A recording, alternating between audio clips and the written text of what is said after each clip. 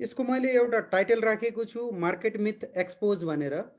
यसमा मैले 10वटा मिथलाई चाहिँ मैले कभर गरेको छु। फर्स्ट अफ अल त मिथ नम्बर 1 कि earning drive the stock prices भन्ने चाहिँ हाम्रो जेनरली हाम्रो अब्जर्भेसन छ कि अर्निङले नै स्टक प्राइसेसलाई ड्राइभ गर्छ भन्ने छ र त्यो यसलाई एउटा मेयर मिथको रूपमा मैले लिन्छु। तपाईहरुले फेरि भन्नु होला बिङ अ सीए तपाईहरुले भन्नु होला यदि अर्निङले स्टक प्राइसेसलाई ड्राइभ नगर्ने हो भने केले ड्राइभ गर्छ त भनेर तपाईहरुको क्वेशन हुन सक्ला। म त्यसको पनि डिस्क्राइब गर्ने छु। अर्को मिथ नम्बर 2 छ small talks are to be. भन्न खोजेको कि हामीले कुनै पनि स्टक्सलाई हामीले यदि त्यसको भ्यालु कम छ, यदि त्यसको प्राइस कम छ भने त्यो स्टक्सलाई किन्ने प्रवृत्ति चाहिँ धेरै जसो मान्छेहरुमा मैले देखिराखेको छु।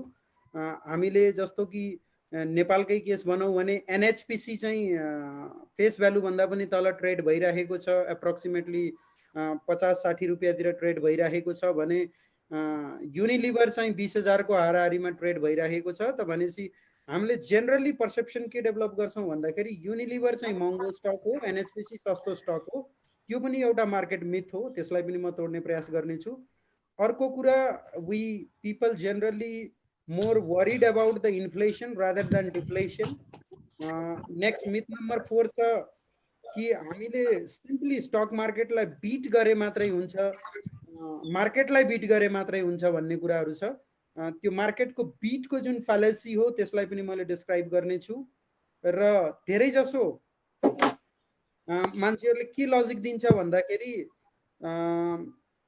राम्रो इन्भेस्टमेन्ट आइडिया भनेको आफ्नो पोर्टफोलियोलाई डाइभर्सिफाई गर्ने हो भन्ने कुरा छ। त्यसलाई पनि मैले एउटा मिथको रूपमा लिएको छु। र अर्को एउटा पोइन्ट हामीले जेनरली के अब्जर्भ गरिराखेका छौँ भन्दाखेरि यदि गभर्नमेन्ट लागि पर्यो, गभर्नमेन्ट आयो भने स्टक मार्केटको क्रासलाई चाहिँ उसले बचाउन सक्छ या गभर्नमेन्टले चाहिँ स्टक मार्केटलाई इन्लङ्गेटेड पिरियडसम्म इन्फ्लेट गरिराख्न सक्छ भन्ने कुराहरू हो। एउटा बारम्बार मार्केटमा चाहिँ मिथ प्रमाणित भइसकेको छ। त्यस्तै भयो अहिले गरम भइरहेको रहेछ सायद। देन अर्को के छ भन्दाखेरि यदि मार्केटले कन्टिन्युअसली ब्याड न्युजलाई इग्नोर गर्छ भने त्यो मार्केटको लागि राम्रो हो भन्ने एउटा मिथ चाहिँ हामीले पालेका छौँ। त्यसलाई पनि म चिर्न चाहन्छु। र अर्को जति पनि स्टक मार्केटका बबलहरू हुन्छ त्यो स्लोली अनवाइन्ड हुन्छ भन्ने खालको मिथ छ। त्यो पनि कसरी चाहिँ स्लोली अनवाइन्ड हुँदैन, जबकि यसको बबल फुट्दाखेरि चाहिँ यसको भाइलेन्ट इम्प्लिकेसन हुन्छ भन्ने कुराहरू म प्रमाणित गर्नेछु। अर्को कुरा सिम्पली स्टक मार्केटमा मान्छेले स्पेकुलेट गरेर मात्रै पैसा बनाउन सक्छन् भन्ने कुराहरू हो, जुन चाहिँ एउटा अर्को ठुलो मिथ हो। सिम्पली स्पेकुलेसन गरेर स्टक मार्केटमा पैसा बन्दैन। यसको लागि चाहिँ हामीले एउटा इनडेप्थ स्टडी, डिटेल स्टडी हामीले गर्नु नै पर्ने हुन्छ। र अर्को सबैभन्दा ठुलो भ्रम जुन मार्केटमा पालिएको छ कि न्युज र इभेन्टले स्टक मार्केटलाई ड्राइभ गर्छ भन्ने, त्यो पनि एउटा मिथको रूपमा नै मैले तपाईहरु सामुन्ने एक एक पोइन्टलाई कभर गर्दै म यी सबै मिथहरू चाहिँ चिर्ने प्रयास गर्छु। र साथको साथै यी मिथहरू हुँदा हुँदै एक्ज्याक्टली केले हो त स्टक मार्केटमा चाहिँ काम गर्ने भन्ने कुराहरूको चाहिँ मेरो आफ्नो बुझाइ अनुसार म तपाईहरु समक्ष राख्न चाहन्छु।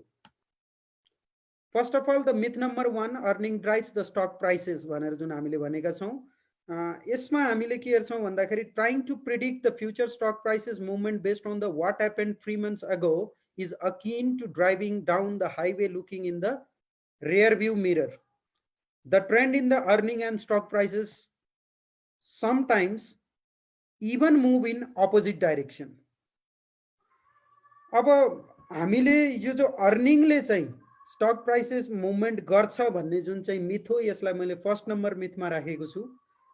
किन भन्दा हामीले जेनरली के गर्ने गर्छौँ भन्दाखेरि हामीले पास्टको अर्निङ या फेरि जस्ट कम्पनीले क्वार्टरली रिपोर्ट पब्लिस गर्यो त्यसको बेसिसमा स्टक मार्केटलाई प्रेडिक्ट गर्ने प्रयास गर्छौँ, जुन चाहिँ एक्चुअली रङ मेथड हो। इट डजन्ट मिन कि अर्निङ्स भएन भने स्टक मार्केट चाहिँ माथि जान्छ या फेरि भाइस वर्सा हुन्छ भन्ने कुराहरू होइन, कि अर्निङले या फेरि कुनै अर्निङको रोलै हुँदैन स्टक मार्केटमा भन्ने कुरा पनि होइन। तर यसलाई मैले कसरी लिन चाहन्छु भन्दाखेरि अर्निङ्स भनेको हिजोको न्युज हो, त्यो न्युज चाहिँ बासी भइसकेको न्युज हो। एक्चुअली हामीले अर्निङ्स हेर्दाखेरि अर्निङलाई एज अ हिजोको न्युजको रूपमा मात्रै हेर्छौँ। त्यसले चाहिँ कुनै पनि आजको क्वार्टरली अर्निङ आएको छ भने त्यसले फ्युचर मार्केटलाई चाहिँ फ्युचर ट्रेन्डलाई चाहिँ प्रेडिक्ट गर्न गाह्रो हुन्छ। जबकि अर्निङ्सलाई हामीले एक्चुअली हेर्ने हो भने फ्युचरमा कस्तो खालको अर्निङ गर्न सक्छ, यदि त्यो फोरकास्ट हामीले गर्न सक्यौँ भने, फ्युचर अर्निङलाई फोरकास्ट गर्न सकियो भने मात्रै हामीले चाहिँ राइटली स्टक मार्केटलाई चाहिँ प्रेडिक्ट गर्न सक्ने क्यापेबिलिटी हुन्छ। यदि फ्युचर अर्निङलाई हामीले फोरकास्ट गर्न सकेनौँ र पास्टको अर्निङलाई मात्रै हेरेर हामीले स्टक मार्केट अब यो हुन्छ, यसको भ्यालुएसन यो हो भनेर त्यो हिसाबले हामीले भ्यालु ड्राइभ गर्न खोज्यौँ भने डेफिनेटली चाहिँ हामी पछाडि परिसकेका हुन्छौँ। अब यसमा तपाईँहरूले हेर्नुभयो भने जेनरली के देख्नुहुन्छ यो चार्टमा भने यु सी इन 2000 जुन रिकर्ड क्वार्टरली अर्निङ त्यो बेलाको देखिएको थियो एप्रोक्सिमेटली $20 को हाराहारीमा यो युएस मार्केटको S&P 500 को क्वार्टरली अर्निङको एउटा चार्ट हो। त्यसमा माथिपट्टि S&P 500 को चार्ट देखिएको छ भने तलपट्टि क्वार्टरली अर्निङको चाहिँ चार्ट देखाएको छ। जब स्टक मार्केट पिकमा थियो त्यो बेला नै अर्निङ्स पनि पिकमा थियो र स्टक मार्केट तल खसेपछि अर्निङ्स ग्रेजुअली चाहिँ डाउन साइड आउन सुरु गर्यो। लगभग 0 को लेभलमा चाहिँ अर्निङ आइसक्यो कि कुनै पनि ती स्टक्सहरूले अर्निङको फ्रन्टमा चाहिँ एकदमै मेजरली पर्फर्मेन्स गरेको हामीले पाइयो।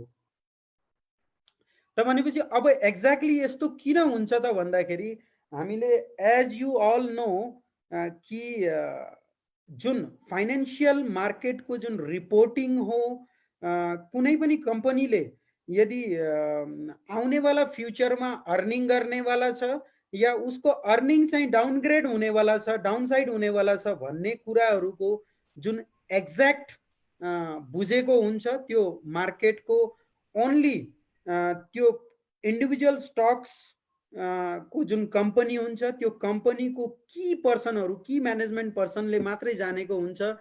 एक्ज्याक्टली उनीहरूले चाहिँ आउनेवाला समयमा कस्तो खालको अर्निङ रिपोर्ट गर्ने भन्ने कुराहरू हो त्यो चाहिँ उनीहरूले नै बुझेको हुन्छ र उनीहरूले नै हामीले जेनरली देख्यौँ भने हामीले सिम्पली आफ्नो बिजनेस गर्दाखेरि पनि हामीले के देखेका हुन्छौँ भन्दाखेरि हामीले सिएहरूसँग नै जुन चाहिँ हाम्रो फाइनेन्शियल रिपोर्टिङ प्रस्तुत गर्ने, अडिट गर्ने हो उनीहरूसँग नै त्यो ती मान्छेहरूसँग नै सर यसपालिको अर्निङ चाहिँ के कति देखाउने, कति प्रफिट गर्ने, कति चाहिँ बुकमा लस गर्ने भन्ने कुराहरू चाहिँ जेनरली चाहिँ एउटा सिम्पली अर्निङ्सको एउटा म्यानेजमेन्ट भएको हामीले देख्छौँ र त्यो भोलि बिहान गएर कम्पनीले राम्रो कमाउनेवाला छ कि नराम्रो कमाउनेवाला छ भन्ने कुरा एक्ज्याक्टली 3 महिना पहिला नै की म्यानेजमेन्ट पर्सनलाई थाहा भइसकेको हुन्छ। यदि की म्यानेजमेन्ट टिमलाई चाहिँ 3 महिना पहिला नै यदि अर्निङ डाउनग्रेड हुनेछ भन्ने कुराको यदि उसलाई अनुभूति भयो भने अब उसले के गर्छ? हुन त हामीले भन्छौँ स्टक मार्केटमा इन्साइडर ट्रेडिङ एलाउ छैन भनेर भन्छौँ। अभियसली देखिने तरिकाले लिगल टर्मले चाहिँ इन्साइडर ट्रेडिङ एलाउ छैन, तर पनि इन्साइडर ट्रेडिङ चाहिँ स्टक मार्केटमा नेपालमा मात्रै होइन विश्वभरि नै भइराखेको हुन्छ र उनीहरूको मेथड के हुन्छ भन्दाखेरि डाइरेक्टली उनीहरू ट्रेडिङमा इन्भल्भ नभए पनि जुन सोर्सेसबाट उनीहरूलाई बेनिफिट हुन्छ, जुन की ब्रोकर्सहरू हुन्, कि उनीहरूका मान्छेहरू हुन् जहाँबाट चाहिँ स्टकमा चाहिँ उनीहरूले राम्रो भोल्युममा राम्रो सेयर क्वान्टिटीमा प्ले गरिराखेका हुन्छन्, उनीहरूलाई त्यो इन्साइडर इन्फर्मेसन लिक हुन्छ। त्यो लिक भइसकेपछि किन भन्दा म्यानेजमेन्टलाई 4-5 महिना पहिला नै अर्निङ्सको स्थिति के हुनेछ भनेर उनीहरूलाई एक्ज्याक्टली पहिला नै थाहा भएको हुन्छ। Then that smart money starts selling the stocks. यदि आउनेवाला टाइममा अर्निङ घट्नेवाला छ भने उसले पहिलादेखि नै त्यो स्मार्ट मनीले स्टकलाई चाहिँ सेल गर्न सुरु गर्छ र सेल गर्न सुरु गरिसकेपछि अर्ली नै तपाईको अर्निङ रिपोर्ट हुनुभन्दा पहिला नै स्टक मार्केट तलपट्टि खस्न सुरु गरिसकेको हुन्छ र यो खसाइलाई चाहिँ बुझ्ने एउटा मात्रै तरिका के हुन्छ भन्दाखेरि हाम्रो जुन क्वार्टरली अर्निङ आउने हो त्यो त 3 महिनापछि आउने हो। तर स्टक मार्केटले 3 महिना पहिलादेखि नै रियाक्ट गरिराखेको हुन्छ। जब स्टक मार्केट अल टाइम हाईमा चलिराखेको थियो त्यो बेला चाहिँ अर्निङ्स पनि हाई थियो। अब स्टक मार्केट बिस्तारै खसिसकेपछि अर्को क्वार्टरमा रिपोर्ट गर्दाखेरि फेरि अर्निङ डाउनग्रेड भयो, फेरि अर्को क्वार्टरमा रिपोर्ट गर्दाखेरि अर्निङ डाउनग्रेड भयो।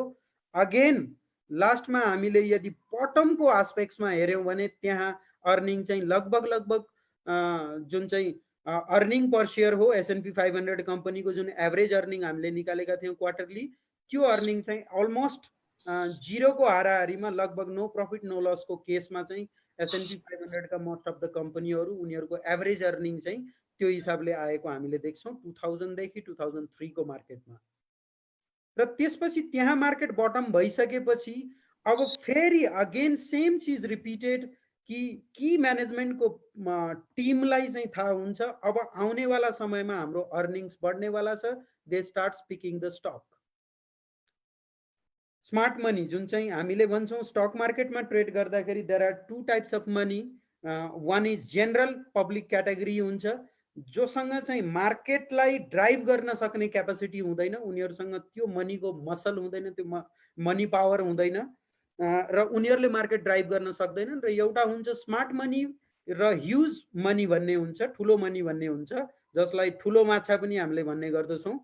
ती ठुला माछाहरूसँग चाहिँ मार्केटलाई ड्राइभ गर्न सक्ने क्यापेसिटी पावर सबै कुराहरू हुन्छ and they got the insider information.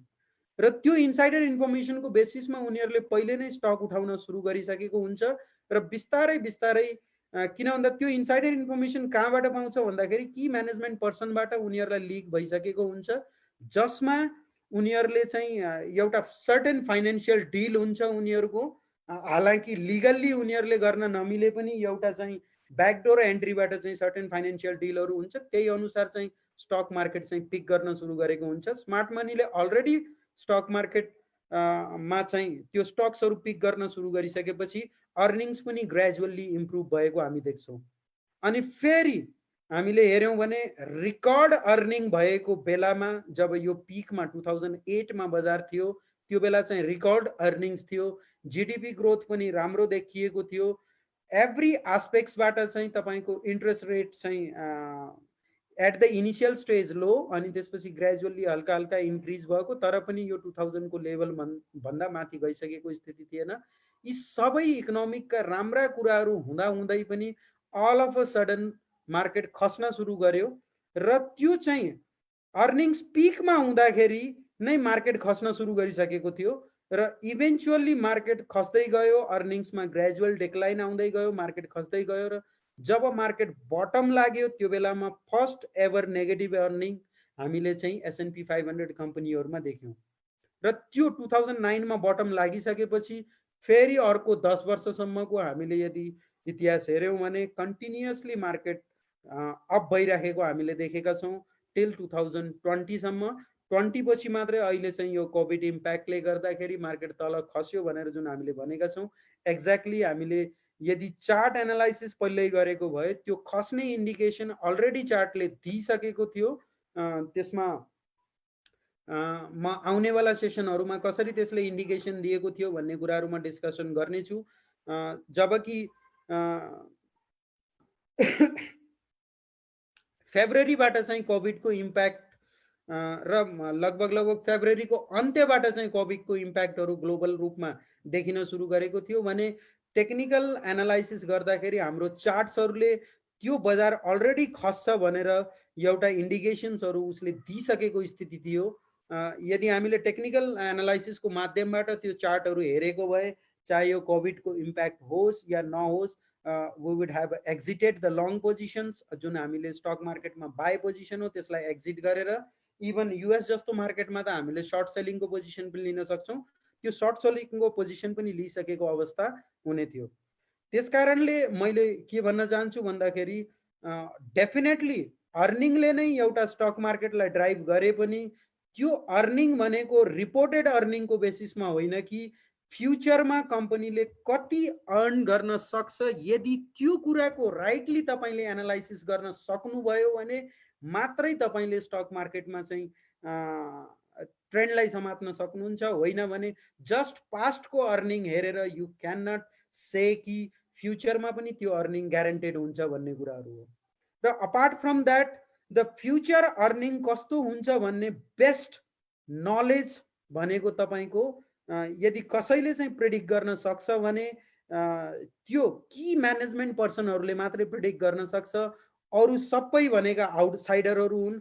आउटसाइडरले just एउटा एजम्पन्स लगाएर एजम्पन्सको बेसिसमा मात्रै भन्ने हो र ती की एजम्पन्सहरू फुलफिल भएका छन् कि छैनन् फ्युचर अर्निङ्सको लागि भन्ने कुरा एक्ज्याक्टली ग्राउन्डमा बसेर चाहिँ त्यसको एनालाइसिस तपाईँको की म्यानेजमेन्ट पर्सनले मात्रै जानिराखेको हुन्छ र त्यसैको बेसिसमा जब स्मार्ट मनीले स्टक सेल गरेको छ भन्ने कुराहरू चार्टले पहिला नै इन्डिकेसन गर्छ। जब यसले सपोर्ट ब्रेक गर्छ, यहाँ हामीले सपोर्ट ब्रेक गरिसकेपछि यदि हामीले हेऱ्यौँ भने त्यसपछि हामीले पनि त्यो स्मार्ट मनीलाई फलो गर्दै यदि स्टक मार्केटबाट एक्जिट गऱ्यौँ भने इट वुड बी बेटर, न कि हामीले पास्ट अर्निङलाई हेरेर ओहो यो त कमाई त सबैभन्दा राम्रो अवस्थाको कमाई हो भनेर यदि हामी स्टक मार्केटमा लाग्यौँ भने हामी चाहिँ रङ फुटिङमा हुन सक्छौँ र अर्को क्वार्टरमा उसले अर्निङ दिँदाखेरि हाम्रो लागि सर्टेन डिसअपोइन्टमेन्ट र सर्टेन सरप्राइज हुन सक्ने अवस्था बढी हुन्छ। त्यस कारणले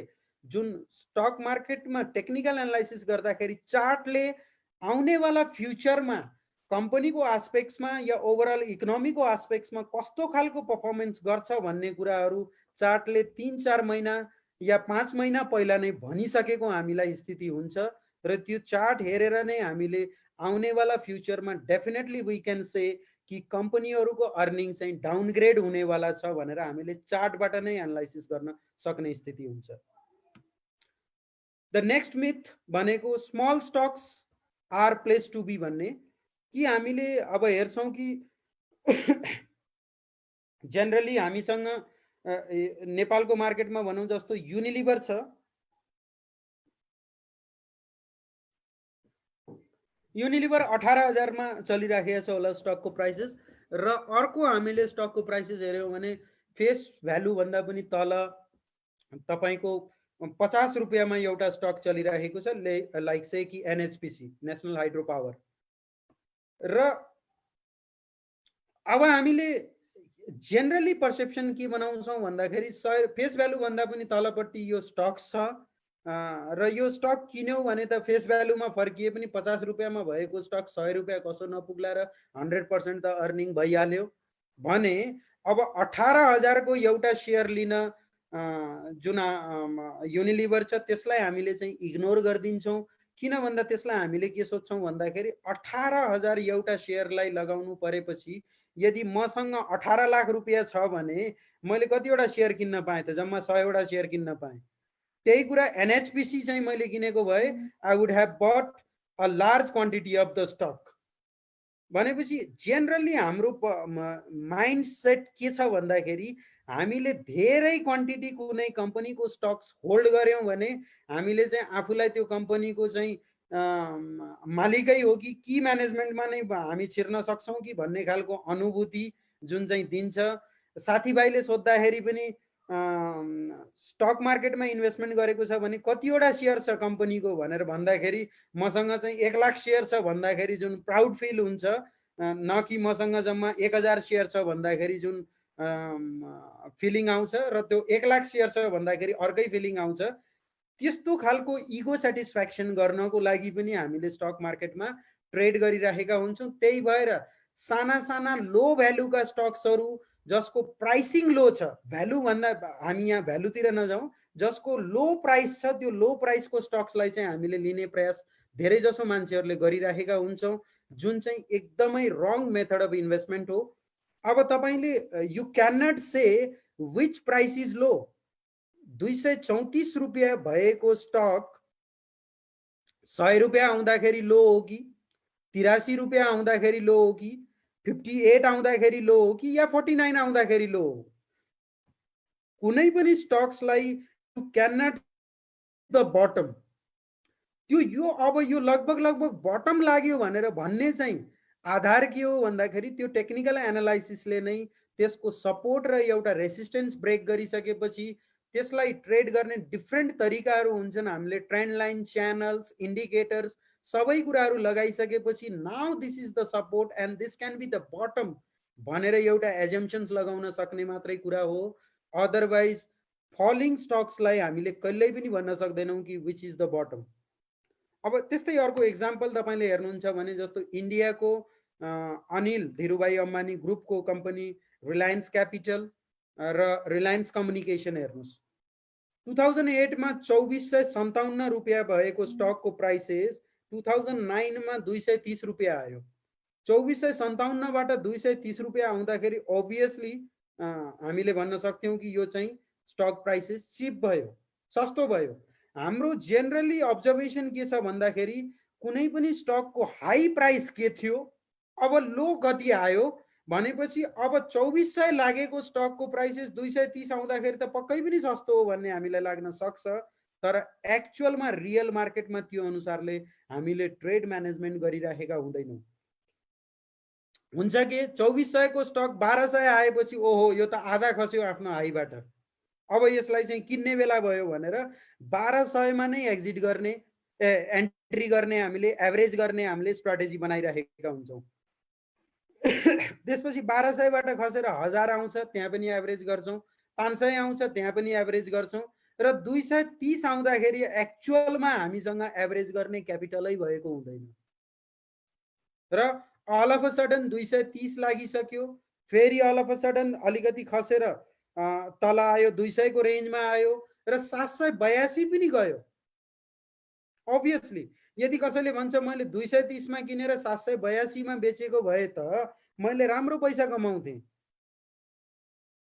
तर एक्चुअलमा रियल ग्राउन्डमा चाहिँ 230 मा किन्ने मान्छेहरू निकै नै कम हुन्छन्। किन भन्दा उसले 2400 को स्टक 1200 आउने बित्तिकै एभरेज गर्न सुरु गरिसकेको हुन्छ र 1000 म्याक्सिमम 500 सम्ममा आउँदाखेरि उसले लास्ट एभरेज गरिसकेको हुन्छ। 230 मा उसको एभरेज गर्ने क्यापिटलै बचेको हुँदैन। त्यसकारणले इन द फलिङ मार्केट हामीले प्राइसको यसको बटम के हो भनेर हामीले जुन चाहिँ प्रेडिक्ट गर्ने प्रयास गर्छौँ, जबसम्म त्यसको सर्टेन हामीले चाहिँ टेक्निकल एनालाइसिसको प्रोस्पेक्ट्सबाट बटम चाहिँ आइडेन्टिफाई गर्ने प्रयास गर्दैनौँ र सिम्पली हाई प्राइस के थियो अहिले प्राइस के आइसक्यो भन्ने हिसाबले त्यो स्टक चाहिँ सस्तो भयो भनेर हामीले भन्छौँ भने त्यो निकै नै रङ मेथड हो। इभन 782 गइसकेपछि पनि इन्डियन स्टक मार्केटहरू अल टाइम हाई लगाइराखेको बेलामा यो स्टक्सले चाहिँ अल टाइम लो लगाइराखेको थियो। 782 बाट 215 आयो, 102 आयो, 9 रुपियाँ आयो, still we can not find the bottom of the stock. त भनेपछि यहाँ कुनै पनि पोइन्टमा वी क्यान नट से कि this is the bottom of the stock. र यो कुराहरू चाहिँ एउटा टेक्निकल एनालाइसिसको साइन्टिफिक मेथडबाट हामीले विभिन्न ट्रेन्ड इन्डिकेटर्स च्यानल्सहरू लगायौँ भने definitely we can get the support, we can get the resistance, we can have a knowledge about कि where to enter and where to exit भन्ने स्ट्राटेजी चाहिँ हामीले टेक्निकल एनालाइसिसको बेसिसमा हामीले बनाउन सक्छौँ। त्यो टेक्निकल एनालाइसिस भन्दा अरू कुनै पनि टुलले हामीलाई त्यति कन्भिनियन्टली त्यति इजिली हामीले अरू कुनै मेथडबाट चाहिँ हामीले स्टकलाई प्रेडिक्ट गर्न सक्छौँ जस्तो मलाई लाग्दैन। आरकमको पनि हेर्नुभयो 845 को 2008 को बेलामा हाई थियो, 131 रुपियाँ आयो, 46 रुपियाँ आयो, 9 रुपियाँ 60 पैसा आयो, देन 50 पैसा आयो। अब धेरै जस्तो 50 पैसामा आइसकेपछि 50 पैसाबाट 1 रुपियाँ भयो भने पनि मेरो लागि 100% रिटर्न हुन्छ भनेर चाहिँ कसैले एज्युम गर्ला। र यहाँ बुझ्नुपर्ने कुरा के हो भन्दाखेरि if somebody is selling at the 50 पैसे, कसैले अझै पनि तपाईलाई ह्युज क्वान्टिटीमा त्यो शेयर चाहिँ स्टक सेल गर्दैछ भने कि त त्यो मान्छेलाई तपाईले मूर्ख भन्नु पर्यो या फेरि उसले तपाईलाई अझै पनि मूर्ख बनाइराखेको छ। 50 पैसामा सस्तो हो लिनु, 1 रुपियाँमा बिक्छ भनेर तपाईलाई कन्भिन्स गर्न चाहिँ सक्षम भएको छ, त्यही भएर तपाईले किन्नु भएको छ। अदरवाइज 50 पैसामा पनि उसले बेचेको छ भने उसले के सोचिराखेको छ भन्दाखेरि यो 50 पैसा पनि मैले बजारबाट बचाउँछु भनेर उसले सोचिराखेको छ। यस्तो खालको स्टक ब्रोकरहरूले ठुल्ठुलो स्मार्ट मनीले कसरी थिङ्क गर्छ भन्ने कुरामा म तपाईँहरूलाई सर्टेन एक्जाम्पल दिन चाहेँ भने लकडाउनको पिरियड छ, केही मुभी हेर्ने बानी पनि बसाल्नु होला। द मार्जिन कल भन्ने हलिउड मुभी छ, त्यसलाई हेर्नुभयो भने एक्ज्याक्टली स्टकको प्राइसेस बेच्दाखेरि जब स्मार्ट मनीले जब बेच्नमा आउँछ उसको लागि कति रुपियाँ पनि सस्तो या महँगो हुन्छ भन्ने कुराहरू चाहिँ उनीहरूले त्यहाँ चाहिँ क्लियरली डिफाइन गरेको छ। कुनै स्टक बेच्नु पर्यो भने र त्यो पोर्टफोलियोबाट उनीहरू एक्जिट गर्नु पर्यो भने जुनसुकै प्राइसमा पनि एक्जिट गर्नको लागि तिनीहरू तयार भइरहेको हुन्छ। So we can not say if a stock is selling at 50 पैसा, इट डजन्ट मिन कि त्यो स्टक चाहिँ 50 पैसामा चाहिँ राइट भ्यालुएसन हो, त्यो बेच्ने मान्छे मूर्ख हो भनेर हामीले त्यसरी कन्क्लुजन लगाउनु कहिल्यै पनि हुँदैन। र जहिले पनि धेरै जसो हामीले नेपालमा त त्यस्तो छैन केस, इन्टरनेसनल मार्केटमा हेऱ्यौँ भने पेनी स्टक्सहरू खोज्ने हामीले देखिरहेका हुन्छौँ, जुन चाहिँ $1 भन्दा तल सेन्ट्समा ट्रेड हुने स्टक्सहरूमा धेरै मान्छेहरूले पैसा लगाइरहेको हुन्छ र ती मान्छेहरूको एभरेज पर्फर्मेन्स तपाईँले हेर्नुभयो भने they are always losers, they are not gainers at all. जसले पेनी स्टक्समा चाहिँ हात हाल्छ तिनीहरू चाहिँ कहिल्यै पनि गेनर भएको इतिहासमा हामीले देख्दैनौँ।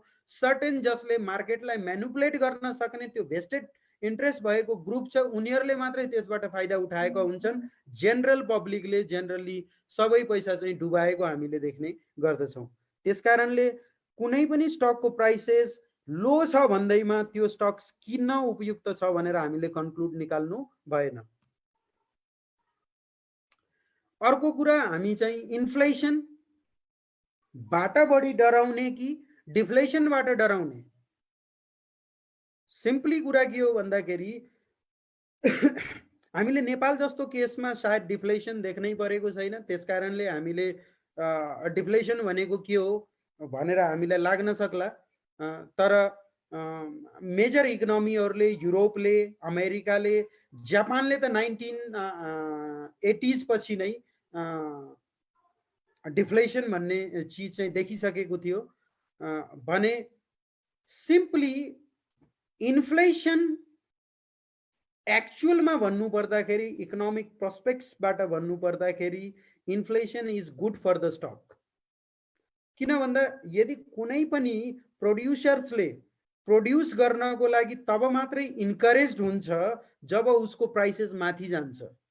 यदि प्राइसेस माथि जाँदैन, सर्टेन पर्सेन्टले माथि जाँदैन भने ऊ चाहिँ त्यो गुड प्रोड्युस गर्नको लागि इन्करेज भइरहेको हुँदैन। र उसले जति र मटेरियलहरू लगाएर, आफ्नो क्यापिटल लगाएर जुन प्रोडक्टिभिटी उसले निकाल्छ त्यो प्रोडक्ट चाहिँ उसको कस्टिङ भन्दा माथि नै बिकोस् भन्ने चाहिँ उसको चाहना भइरहेको हुन्छ। र त्यो अनुसार up to a certain level, मैले हाइपर इन्फ्लेसनको कुरा गरेको छैन, up to a certain level like say Nepal जस्तो केसमा वी क्यान से 8-9% को inflation is good for the stocks. किन भन्दा यहाँको कम्पनीहरूले यदि अर्निङ गर्नु छ भने, स्पेसिफिकल्ली अझै म्यानुफ्याक्चरिङ सेटअप भएको इकोनोमीहरूमा यदि मोर देन 6% भन्दा माथि इन्फ्लेसन मेन्टेन गर्न सकेको छैन भने त्यो तिनीहरूको लागि चाहिँ, स्टक मार्केटको लागि चाहिँ डेन्जरस हुन्छ। किन भन्दा अल्टिमेटली उनीहरूको अर्निङ हुन्छ, जुन कर्पोरेट्सहरूको अर्निङ हुन्छ त्यो चाहिँ डाउनग्रेड भइरहेको हुन्छ। त्यसकारणले up to a certain level inflation is good for the stocks. एक्चुअलमा डराउनु पर्ने यदि कुनै वर्ड छ भने हाम्रो डिफ्लेसन हो। यदि प्राइसेस रिलेन्टलेसली लगातार रूपमा घटिराखेको छ भने that is very much bad for the stock market. र यो फाइनेन्शियल चार्टबाट तपाईँले हामीले के देख्न सक्नुहुन्छ भने M1 मनी सप्लाई जुन हो यो हामीले हेऱ्यौँ भने जेनरली हामीले के पर्सेप्सन निकाल्ने गर्दछौँ भन्दाखेरि यदि इन्फ्लेसन मनी सप्लाई बढ्यो भने गोल्ड र सिल्भरको प्राइसेस माथि जान्छ भनेर हामीले एउटा जेनरली एजम्पसन्स बनाएका छौँ। र एक्चुअलमा हामीले चार्टमा हेर्ने हो भने यो सर्टेन 1 इयरको पिरियडमा तपाईँले हेर्नुभयो भने मनी सप्लाई चाहिँ सिग्निफिकेन्टली बढेको छ भने तपाईँको गोल्डको प्राइसेस होल 21 इयरको पिरियडमा चाहिँ डिक्लाइन भएको हामीले यहाँ देखेका छौँ। त भनेपछि 83% गोल्डको प्राइसेस डिक्लाइन भएको छ भने 186% चाहिँ स्टक प्राइसेसहरू मनी सप्लाई चाहिँ बढेको छ। त भनेपछि यो प्रोस्पेक्ट्सबाट यदि हामीले इन्फ्लेसन बढिराखेको बेलामा मनी सप्लाई बढिराखेको बेलामा हाम्रो चाहिँ गोल्ड एन्ड सिल्भरको प्राइसेस माथि जान्छ भनेर हामीले यदि कुनै कन्क्लुजन निकाल्छौँ भने त्यो कोरिलेसन यहाँ देखिएको छैन। भने इन्ट्रेस्ट रेट बढेको बेलामा स्टक मार्केट चाहिँ घट्छ र इन्ट्रेस्ट रेट घटेको बेलामा स्टक मार्केट बढ्छ भन्ने जुन चाहिँ हामीले यहाँ प्रेडिक्ट गरेका छौँ। फेडरल फन्ड रेटलाई यदि तपाईँले हेर्नुभयो भने 1.25%बाट यो 4.76% जुन फेडरल फन्ड रेट बढेको थियो र त्यो बेलामा हामीले हेऱ्यौँ भने लगातार स्टक मार्केट पनि 88%ले चाहिँ इन्क्रिज भएको थियो र भनेपछि इन्ट्रेस्ट रेट बढ्नु र स्टक मार्केट बढ्नु दुईवटै कुरा सँगसँगै पनि हुन सक्छ। इट डजन्ट मिन कि एक्ज्याक्टली यस्तै हुन्छ कि इन्फ्लेसन बढेको बेलामा स्टक मार्केट बढ्ने हो या इन्फ्लेसन बढेको बेलामा गोल्डको प्राइसेस तल आउने हो या इन्फ्लेसन घटेको बेलामा गोल्डको प्राइसेस तल आउने, इन्फ्लेसन बढेको बेलामा गोल्डको प्राइसेस माथि जाने, जुन खालको कोरिलेसन हामीले पोजिटिभ या नेगेटिभ कोरिलेसन हामीले निकाल्ने प्रयास गर्छौँ, एक्ज्याक्टली मेरो भनाइको अर्थ के हो भन्दाखेरि त्यो खालको कोरिलेसन एक्चुअलमा मार्केटमा एक्जिस्टै गर्दैन। हाम्रो मेमोरी चाहिँ सर्ट हुन्छ। हामीले के सोच्छौँ भन्दाखेरि पास्टको 3-4 वर्षमा यदि एउटा इभेन्ट भएको थियो भने त्यो इभेन्टलाई मात्रै हामीले आफ्नो मेमोरीमा क्यारी गरेर राख्छौँ। हामीले पास्टको डाटाहरू एक्ज्याक्टली पास्टमा कसरी बिहेभ गरेको थियो र त्यसको एक्ज्याक्ट कोरिलेसन छ कि छैन भनेर हामीले लङ हिस्ट्रीको डाटालाई केलाएर हामीले हेर्ने प्रयास गर्दैनौँ। त्यसकारणले हामीले जहिले पनि रङ कन्क्लुजन निकालेका छौँ। एक्चुअलमा हामीले भन्दाखेरि यहाँ के बुझ्नुपर्छ भन्दाखेरि every market has its own property. कुनैसँग हामीले कोरिलेसन निकाल्ने प्रयास गऱ्यौँ भने समटाइम्स त्यो कोरिलेसन म्याच गर्न सक्छ र समटाइम्स त्यो कोरिलेसन टोटल्ली अपोजिट डाइरेक्सनमा काम गरिरहेको हुन सक्छ। त्यसकारणले यो खालको कोरिलेसन सहित हामीले स्टक मार्केटमा ट्रेड गर्ने प्रयास गऱ्यौँ भने त्यो हाम्रो लागि चाहिँ फ्याटल हुन सक्छ भन्ने कुराहरू यो पास्टको चार्टले हामीलाई देखाइसकेको छ। त्यसकारणले हामीले जहिले पनि हरेक चार्टलाई, हरेक चीजको ट्रेन्डलाई, चाहे त्यो गोल्ड एन्ड सिल्भर होस्, चाहे त्यो कमोडिटी होस्, चाहे त्यो स्टक प्राइसेस होस्, चाहे त्यो करेन्सीको मुभमेन्ट होस्, चाहे त्यो बोन्ड प्राइसेसको मुभमेन्ट होस्, तिनीहरूलाई एज अ इन्डिभिजुअल रूपमा हामीले एनालाइसिस गऱ्यौँ भने त्यो चाहिँ बढी सक्सेसफुल मेथड हो, न कि तिनीहरूलाई कोरिलेसन निकाल्दै हामीले गऱ्यौँ भने त्यसको चाहिँ रेमिफिकेसन, त्यसको रिजल्ट चाहिँ कहिलेकाहीँ तपाईँलाई फ्रुटफुल हुन सक्ला र कहिलेकाहीँ निकै नै फ्याटल हुन सक्ने सम्भावना पनि देखिन्छ। अर्को पोइन्टमा तपाईँ आउनुभयो भने जेनरली फन्ड म्यानेजरहरूको हामीले यो जेनरली हामीले देखिराखेका हुन्छौँ कि हामीले स्टक मार्केटलाई बिट गर्यौँ भन्ने कुराहरू देखिराखेका हुन्छौँ। त बिटिङ द स्टक मार्केट भन्ने कुराहरू यु सी हामी सबैले जानेका छौँ कि स्टक मार्केट माथि पनि जान्छ, स्टक मार्केट तल पनि जान्छ। ओभियसली कुनै एउटा पिरियडमा स्टक मार्केटले माथि गइराखेको हुन्छ भने कुनै एउटा पिरियडमा एक्सटेन्डेड पिरियडसम्म स्टक मार्केट तल पनि खसिराखेको हुन्छ। र स्टक मार्केटलाई बिट गर्नु भनेको नट ओन्ली माथि जाँदाखेरि बिट गर्ने होइन, तपाईले तल आउँदाखेरि पनि बिट गर्नु पर्यो। What about the if the stock market is falling at the rate of 30% per annum र तपाईँले भन्नुभयो कि मैले त 20% मा मात्रै मैले मेरो पोर्टफोलियो छ, मैले 10% फेरि पनि बचाएँ, ओभरअल मार्केट 30% खस्दाखेरि मेरो लस जम्मा 20% छ भन्ने कुराले जुन फन्ड म्यानेजरहरूले जस्टिफिकेसन दिन्छन् त्यो चाहिँ नेपाल जस्तो मार्केटमा त बरु बाई ओन्ली मार्केट हो, त्यो जस्टिफाई होला। तर इन्टरनेसनली जहाँ सर्ट सेलिङको पनि प्रोभिजन छ त्यो मार्केटमा त्यो हिसाबले उनीहरूले जस्टिफाई गर्न मिल्दैन। किन मिल्दैन भन्दाखेरि यदि रियलमै उनीहरू आउट परफर्म गर्ने हो भने आउट परफर्मेन्स तब मात्रै मानिन्छ जब स्टक मार्केट चाहिँ यहाँ हामीले हेर्यौं भने S&P 500 हामीले हेर्यौं भने 56% ले डिक्लाइन भएको छ। यदि उनीहरूले बीट गर्ने हो भने यो 56% डिक्लाइनलाई बीट गरेर देखाउन् कि भन्न खोजेको 56% या त्यसको हाराहारीमा पोजिटिभ रिटर्न निकालेर देखाउन्, तब मात्रै हामीले स्टक मार्केटलाई बीट गरेको भन्छौँ, किनकि त्यहाँ सर्ट सेलिङको प्रोभिजन पनि छ। त स्टक मार्केटलाई बीट गर्नु भनेको अपसाइड या डाउनसाइड दुईवटै कुरा हो। अपसाइडमा मात्रै बीट गरेर बुल मार्केटमा त everybody is a good analyst र everybody is a outperformer in the market. कोही न कोही चाहिँ भइरहेको हुन्छ मैले मार्केटलाई आउट पर्फर्म गरेँ भन्ने कुराहरू। बुल मार्केटमा चाहिँ मार्केटलाई आउट पर्फर्म गरेर त्यसलाई आउट पर्फर्मेन्स हामी मान्दैनौँ। बियर मार्केटमा पनि यदि आउट पर्फर्म गर्न सक्छ, आउट पर्फर्मेन्स पनि मार्केट खस्दाखेरि त्यो खसेकोबाट पनि बेनिफिट उठाउन सक्छ, चाहे त्यो स्टक मार्केटमा नलगाएर अल्टरनेटिभ इन्भेस्टमेन्टबाट उठाओस्, जस्तो कि 3 months टी-बिलमा लगाएर मान्छेले पैसा कमाएको छ, त्यो हिसाबले चाहिँ गरोस्। जसरी हुन्छ उसले चाहिँ बियर मार्केटमा पनि यदि पैसा कमाउन सक्छ भने मात्रै त्यसलाई स्टक मार्केटलाई बीट गरेको भनेर हामीले भन्छौँ। अदरवाइज बुल मार्केटमा सिम्पली मार्केटको रिटर्न भन्दा मैले पोजिटिभ अल्फा जेनरेट गरेँ भन्दैमा स्टक मार्केटलाई बीट भन्न हामीले मिल्दैन। यो पनि एउटा स्टक मार्केट बीट गर्ने जुन फन्डामेन्टल जुन फन्ड म्यानेजरहरूले युज गर्छन्, यो वर्ड नै सबैभन्दा डेन्जरस वर्ड हो।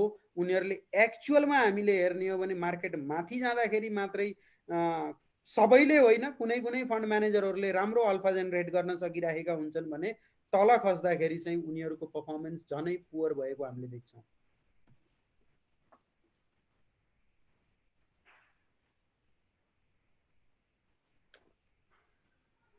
नेक्स्ट पोइन्ट हाम्रो जस्तो कि वारेन बफेले भनेका थिए कि wide diversification only required when the investor do not know what they are doing.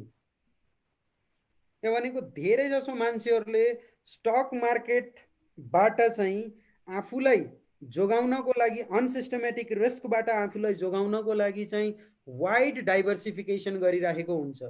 हामीले नेपालमा म्युचुअल फन्ड म्यानेजरहरूलाई हेऱ्यौँ भने लगभग 200 वटा कम्पनी जति हाम्रो नेपालमा एक्टिभली ट्रेड हुने कम्पनीहरू छन् भने उनीहरूसँग 100-150 वटा स्टक्स नै अकुमुलेट गरेर राखेको हामीले देख्ने गर्दछौँ। यदि 100-150 वटा स्टक मात्रै अकुमुलेट गर्ने हो भने इट इज सिम्पली तपाईँले आफूलाई मार्केटको मर्सीमा छोडेको, मार्केटले जे गर्छ हजुर त्यही नै म पनि गरौँला भनेर मार्केटको दयामा चाहिँ तपाईँले आफूलाई छोडेको हो भन्ने कुरा चाहिँ हामीले बुझ्नुपर्छ। यदि तपाईँले एक्ज्याक्टली स्टक मार्केटमा यदि तपाईँको आफ्नो पर्फर्मेन्स देखाउने हो भने you have to be selective. Wide diversification required छैन। इट डजन्ट मिन कि तपाईँले एउटा स्टकमा मात्रै बेट गर्नुहोस्, 2वटा स्टकमा मात्रै बेट गर्नुहोस् भन्ने कुरा होइन। कुनै पनि इन्डिभिजुअललाई, if you are not a institution, कुनै पनि इन्डिभिजुअललाई 10-12 वटा भन्दा बढी आफ्नो स्टक्स आफ्नो किट्टीमा राख्नुपर्ने आवश्यकता छैन।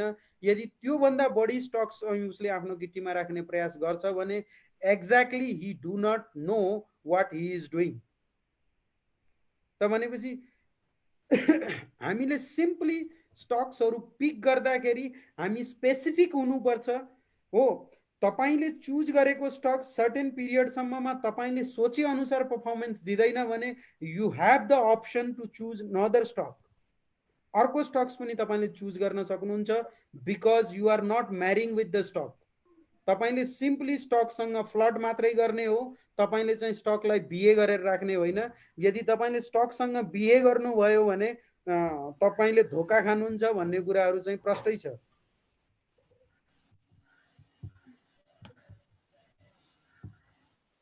The next point, government can stop the market from falling. हामीले बेस्ट एक्जाम्पल 2008 को फाइनेन्शियल क्राइसिसमा लिन सक्छौँ कि जब 2008 को फाइनेन्शियल क्राइसिसमा स्टक मार्केट तल खस्न बिस्तारै सुरु भयो। लिमन ब्रदरको क्राइसिस भन्दा पहिला नै सेकले चाहिँ सर्ट सेलिङ, जुन युएस को हाम्रो यहाँको सेबन भने चाहिँ त्यहाँको सिक्युरिटी एक्सचेन्ज बोर्ड भन्ने छ, त्यसले जब सर्ट सेलिङ चाहिँ उसले ब्यान गरिदियो, त्यसपछि चाहिँ यदि हामीले हेर्छौँ भने 46% को नदर फल आएको छ स्टक मार्केटमा। त अथोरिटीले स्टक मार्केटमा यो चाहिँ मार्केटमा चाहिँ जस्ट पार्टिसिपेन्ट्सले जस्ट ओभर रियाक्सन गरेर उनीहरूले स्टक मार्केट खसाल्न सुरु गरे, त्यसकारणले मैले सर्ट सेलिङ ब्यान लगाएर मैले स्टक मार्केट खस्नबाट बचाउँछु भनेर सोध्छ भने यो पनि एउटा कुनै अर्थ यहाँ देखिँदैन। The next point is 700 billion को ट्रबल एसेट रिपर्चेज प्रोग्राम जुन चाहिँ होल स्टक मार्केटमा हामीले इन्डिभिजुअल कम्पनीहरूको स्टक्स नै हामीले एउटा इक्विटी पार्टिसिपेसन गरेर ती स्टक्सहरू नै हामीले किनिन्छौँ भनेर 700 बिलियन डलरको टिएआरपी प्रोग्राम लिएर आउँदाखेरि पनि त्यसपछि पनि मार्केट 30% फल गरेको हामीले देखेका छौँ। त्यही भएर हामीले कहिले पनि यो कन्क्लुजनमा हामी पुग्न सक्दैनौँ कि यदि मेरो स्टकको प्राइसेस खसिरहेको छ भने कुनै गभर्नमेन्टले आएर मलाई चाहिँ फर्दर मेरो पोर्टफोलियो इरोजन हुनुबाट गभर्नमेन्टले बचाइदिन्छ भनेर हामीले सोच्छौँ भने त्यो सबैभन्दा ठुलो भ्रम हो। कुनै पनि गभर्नमेन्ट, कुनै पनि संस्था, कुनै पनि अथोरिटीले तपाईको सम्पत्ति बचाउन आउनेवाला छैन। तपाईको सम्पत्तिको सुरक्षा तपाईँ आफैले नै गर्ने हो र त्यसकारणले राइट टाइममा राइट डिसिजन लिनु सबैभन्दा बढी उपयुक्त हुन्छ। If you can see the market is falling, it is better to exit early. कुरेर नबस्नुहोस्, तपाईँ इमोसनल्ली त्यसबाट चाहिँ आफूलाई अट्याच गरेर तपाईँ इमोसनल भएर स्टक मार्केटमा बसिराख्नु भयो भने कुनै पनि तपाईँले प्रेसर दिएर, तपाईँले आन्दोलन गरेर, तपाईँले धरना दिएर नै भूख हडताल बसे पनि सरकारले तपाईको सम्पत्ति जोगाइदिन आउनेवाला छैन। यदि त्यो खालको मार्केटमा सरकारले नचाहिँदो इन्टरफेरेन्स गर्छ भने पनि त्यो स्टक मार्केट अल्टिमेटली तपाईको चाहिँ उसले आफ्नो दिशा चेन्ज गर्नेवाला छैन भनेर क्लियरली बुझ्नुस्। त्यसकारणले सक्दो छिटो यदि कुनै इन्डिकेटरले तपाईलाई इन्डिकेट गर्छ, जुन चाहिँ टेक्निकल एनालाइसिसको मेथडबाट नै हामीले थाहा पाउन सक्छौँ, त्यसले इन्डिकेट गर्छ भने it is better to exit early. हामी यो लेभलमा नै फर्स्ट सपोर्ट तोड्ने बित्तिकै स्टक मार्केटको एउटा लङ टर्म ट्रेन्ड सिद्धियो भनेर यही लेभलमा नै हामीले एक्जिट गरेको भए probably we would have save this much of money.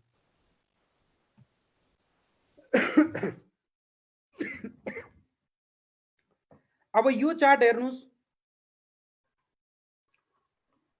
Early 2020 मा मैले यो चार्ट प्रेजेन्ट गरेको थिएँ, जुन तपाईको यूएस निफ्टी को जुन चार्ट थियो। निफ्टी को चार्ट लगभग 12,300 को हाराहारीमा चलिराखेको थियो र हामीले के देखिराखेका थियौं भन्दाखेरि कन्टिन्युअसली इकोनोमिक फ्रन्टमा एउटा जस्तो बैंकहरुको तपाईको एनपीएहरु इन्क्रिज हुँदै जाने, अरु कम्पनीहरुले इकोनोमिक फ्रन्टमा पनि तपाईको जीडीपी चाहिँ जुन पहिला 7-8% को ग्रो गरेको जीडीपी थियो त्यो अल अफ अ सडन तल आउने, 4% मा आउने, 5% मा आउने र इभन 3.5% मा आउने, त्यो खालको स्थिति हुँदा हुँदै पनि स्टक मार्केट चाहिँ कन्टिन्युअसली राइज गरिराखेको थियो। र यो पोइन्ट चाहिँ तब एप्लाई हुन्छ यदि एट द टप को हाराहारीमा ब्याड न्यूजलाई कन्टिन्युअसली यदि स्टक मार्केटले लामो एउटा राइजिङ हिस्ट्री छ र त्यो हिस्ट्रीको बेलामा स्टक मार्केटले कन्टिन्युअसली ब्याड न्यूजलाई इग्नोर गरेको छ भने हामी सिम्पली के बुझ्नु पर्यो भन्दाखेरि it is not always good for the stock market. त्यो बुलिश छ, ब्याड न्यूजलाई इग्नोर गर्यो, स्टक मार्केट बुलिसै छ भनेर हामीले कन्क्लुजन कहिल्यै पनि गर्नु हुँदैन। यो चार्ट तपाईले हेर्नुभयो भने अर्ली 2000 मा मैले राखेको चार्ट हो। त्यसपछि यहाँ मेरो प्रोजेक्सन लाइन तपाईले यदि हेर्नुहुन्छ भने मैले अल्टिमेटली यो स्टक्स यहाँबाट कोल्याप्स भएर यहाँ आउँछ भनेर मैले भनेको थिएँ।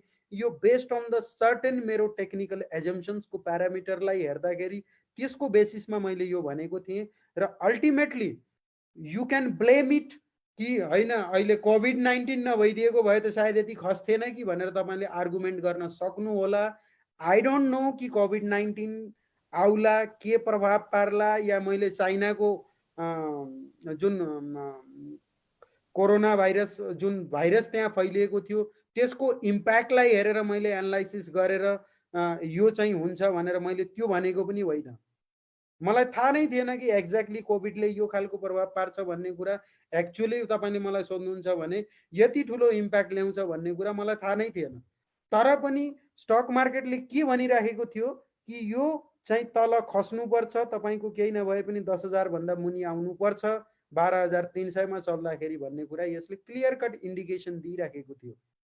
र जुन चाहिँ इभेन्चुअली पछि गएर जुन स्थिति आइदियो, हामीले ब्लेम गर्न सक्लौँ कि कोभिड-19ले गर्दाखेरि खसेको हो भनौँला, तर त्यसको इम्प्याक्ट हुनुभन्दा पहिला नै स्टक मार्केटले सर्टेन इन्डिकेसन दिइसकेको थियो कि त्यो मार्केट चाहिँ तल खस्नु नै पर्छ। किन भन्दा कुनै पनि ब्याड न्युज आइसकेपछि त्यसले जुन क्रिएट गर्ने नेगेटिभ सेन्टिमेन्ट हो त्यो अनफोल्ड हुनको लागि केही समय लाग्छ र त्यो अल्टिमेट नेगेटिभ सेन्टिमेन्टको रिफ्लेक्सन स्टक मार्केटको डाउन साइड आएर त्यसले चाहिँ रिप्रेजेन्ट गरिसक्यो।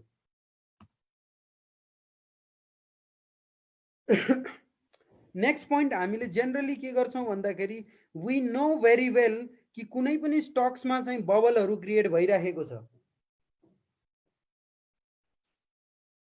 हामीले त्यो बबल क्रिएट भएको जान्दा जान्दै पनि हामीले सिम्पली पहिला सुरुमा त भन्छौँ यहाँ गयो हामी बबल क्रिएट भइसक्यो, अब यो पोइन्टबाट हामी चाहिँ यो स्टक मार्केट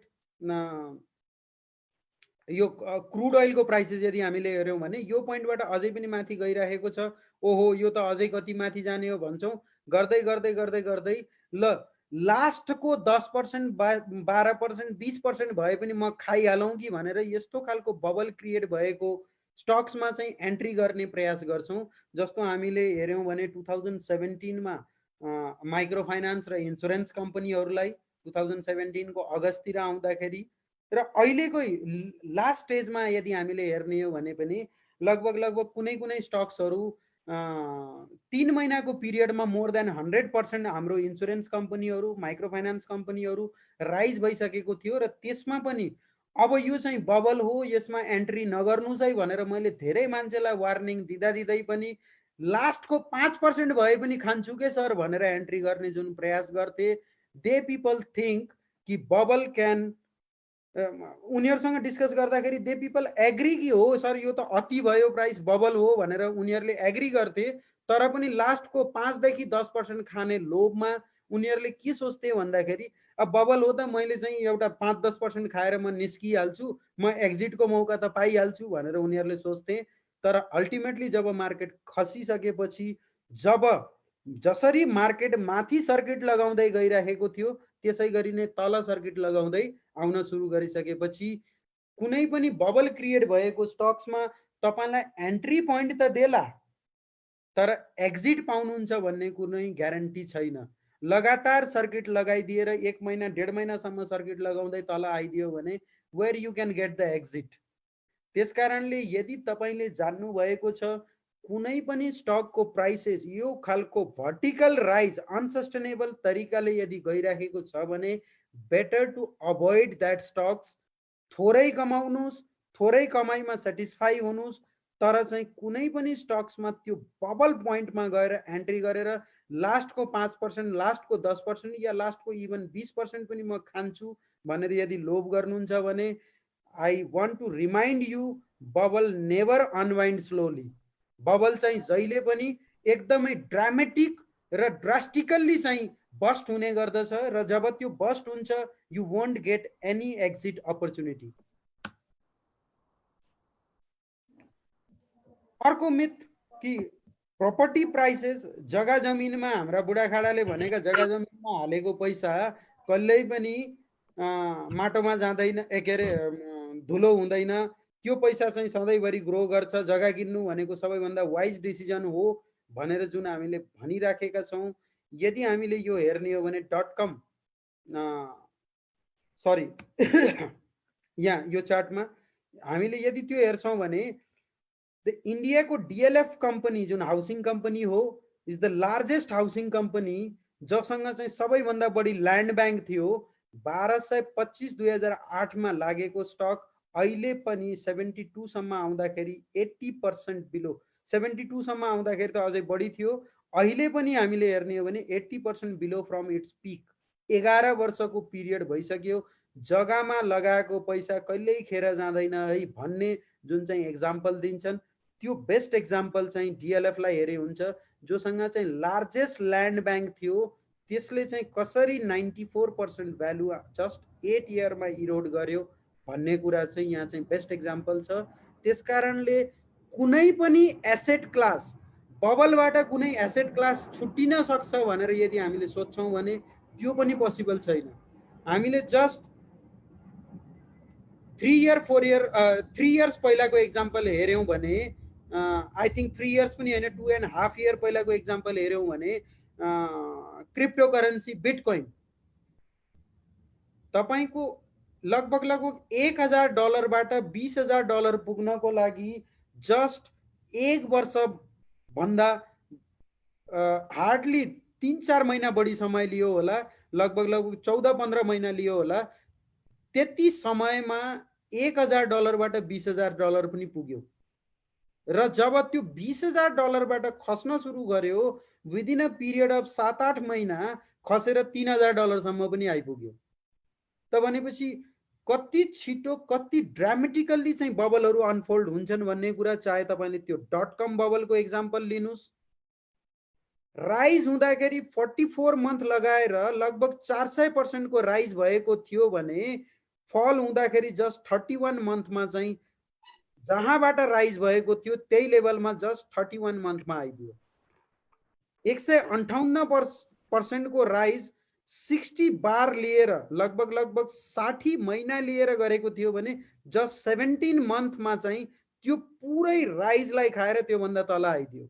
.com बबलको यदि एक्जाम्पल लिन्छौँ भने त्यसकारणले बबलको जुन चाहिँ बस्ट हुने सिलसिला हो, चाहे हामीले नेचुरल ल पनि भनौँ, ग्रेभिटेसनल फोर्स भनौँ, मार्केट तल खस्दाखेरि बढी पेनिकको सिचुएसन हुन्छ र त्यो पेनिकको सिचुएसन्समा वेयर इज द बटम, कहिले चाहिँ बबल चाहिँ हाम्रो चाहिँ यो चाहिँ फुटेर सिद्धिने हो भन्ने कुराको हामीले अन्दाजा पनि गर्न सक्दैनौँ। It can last for the elongated period like a DLF.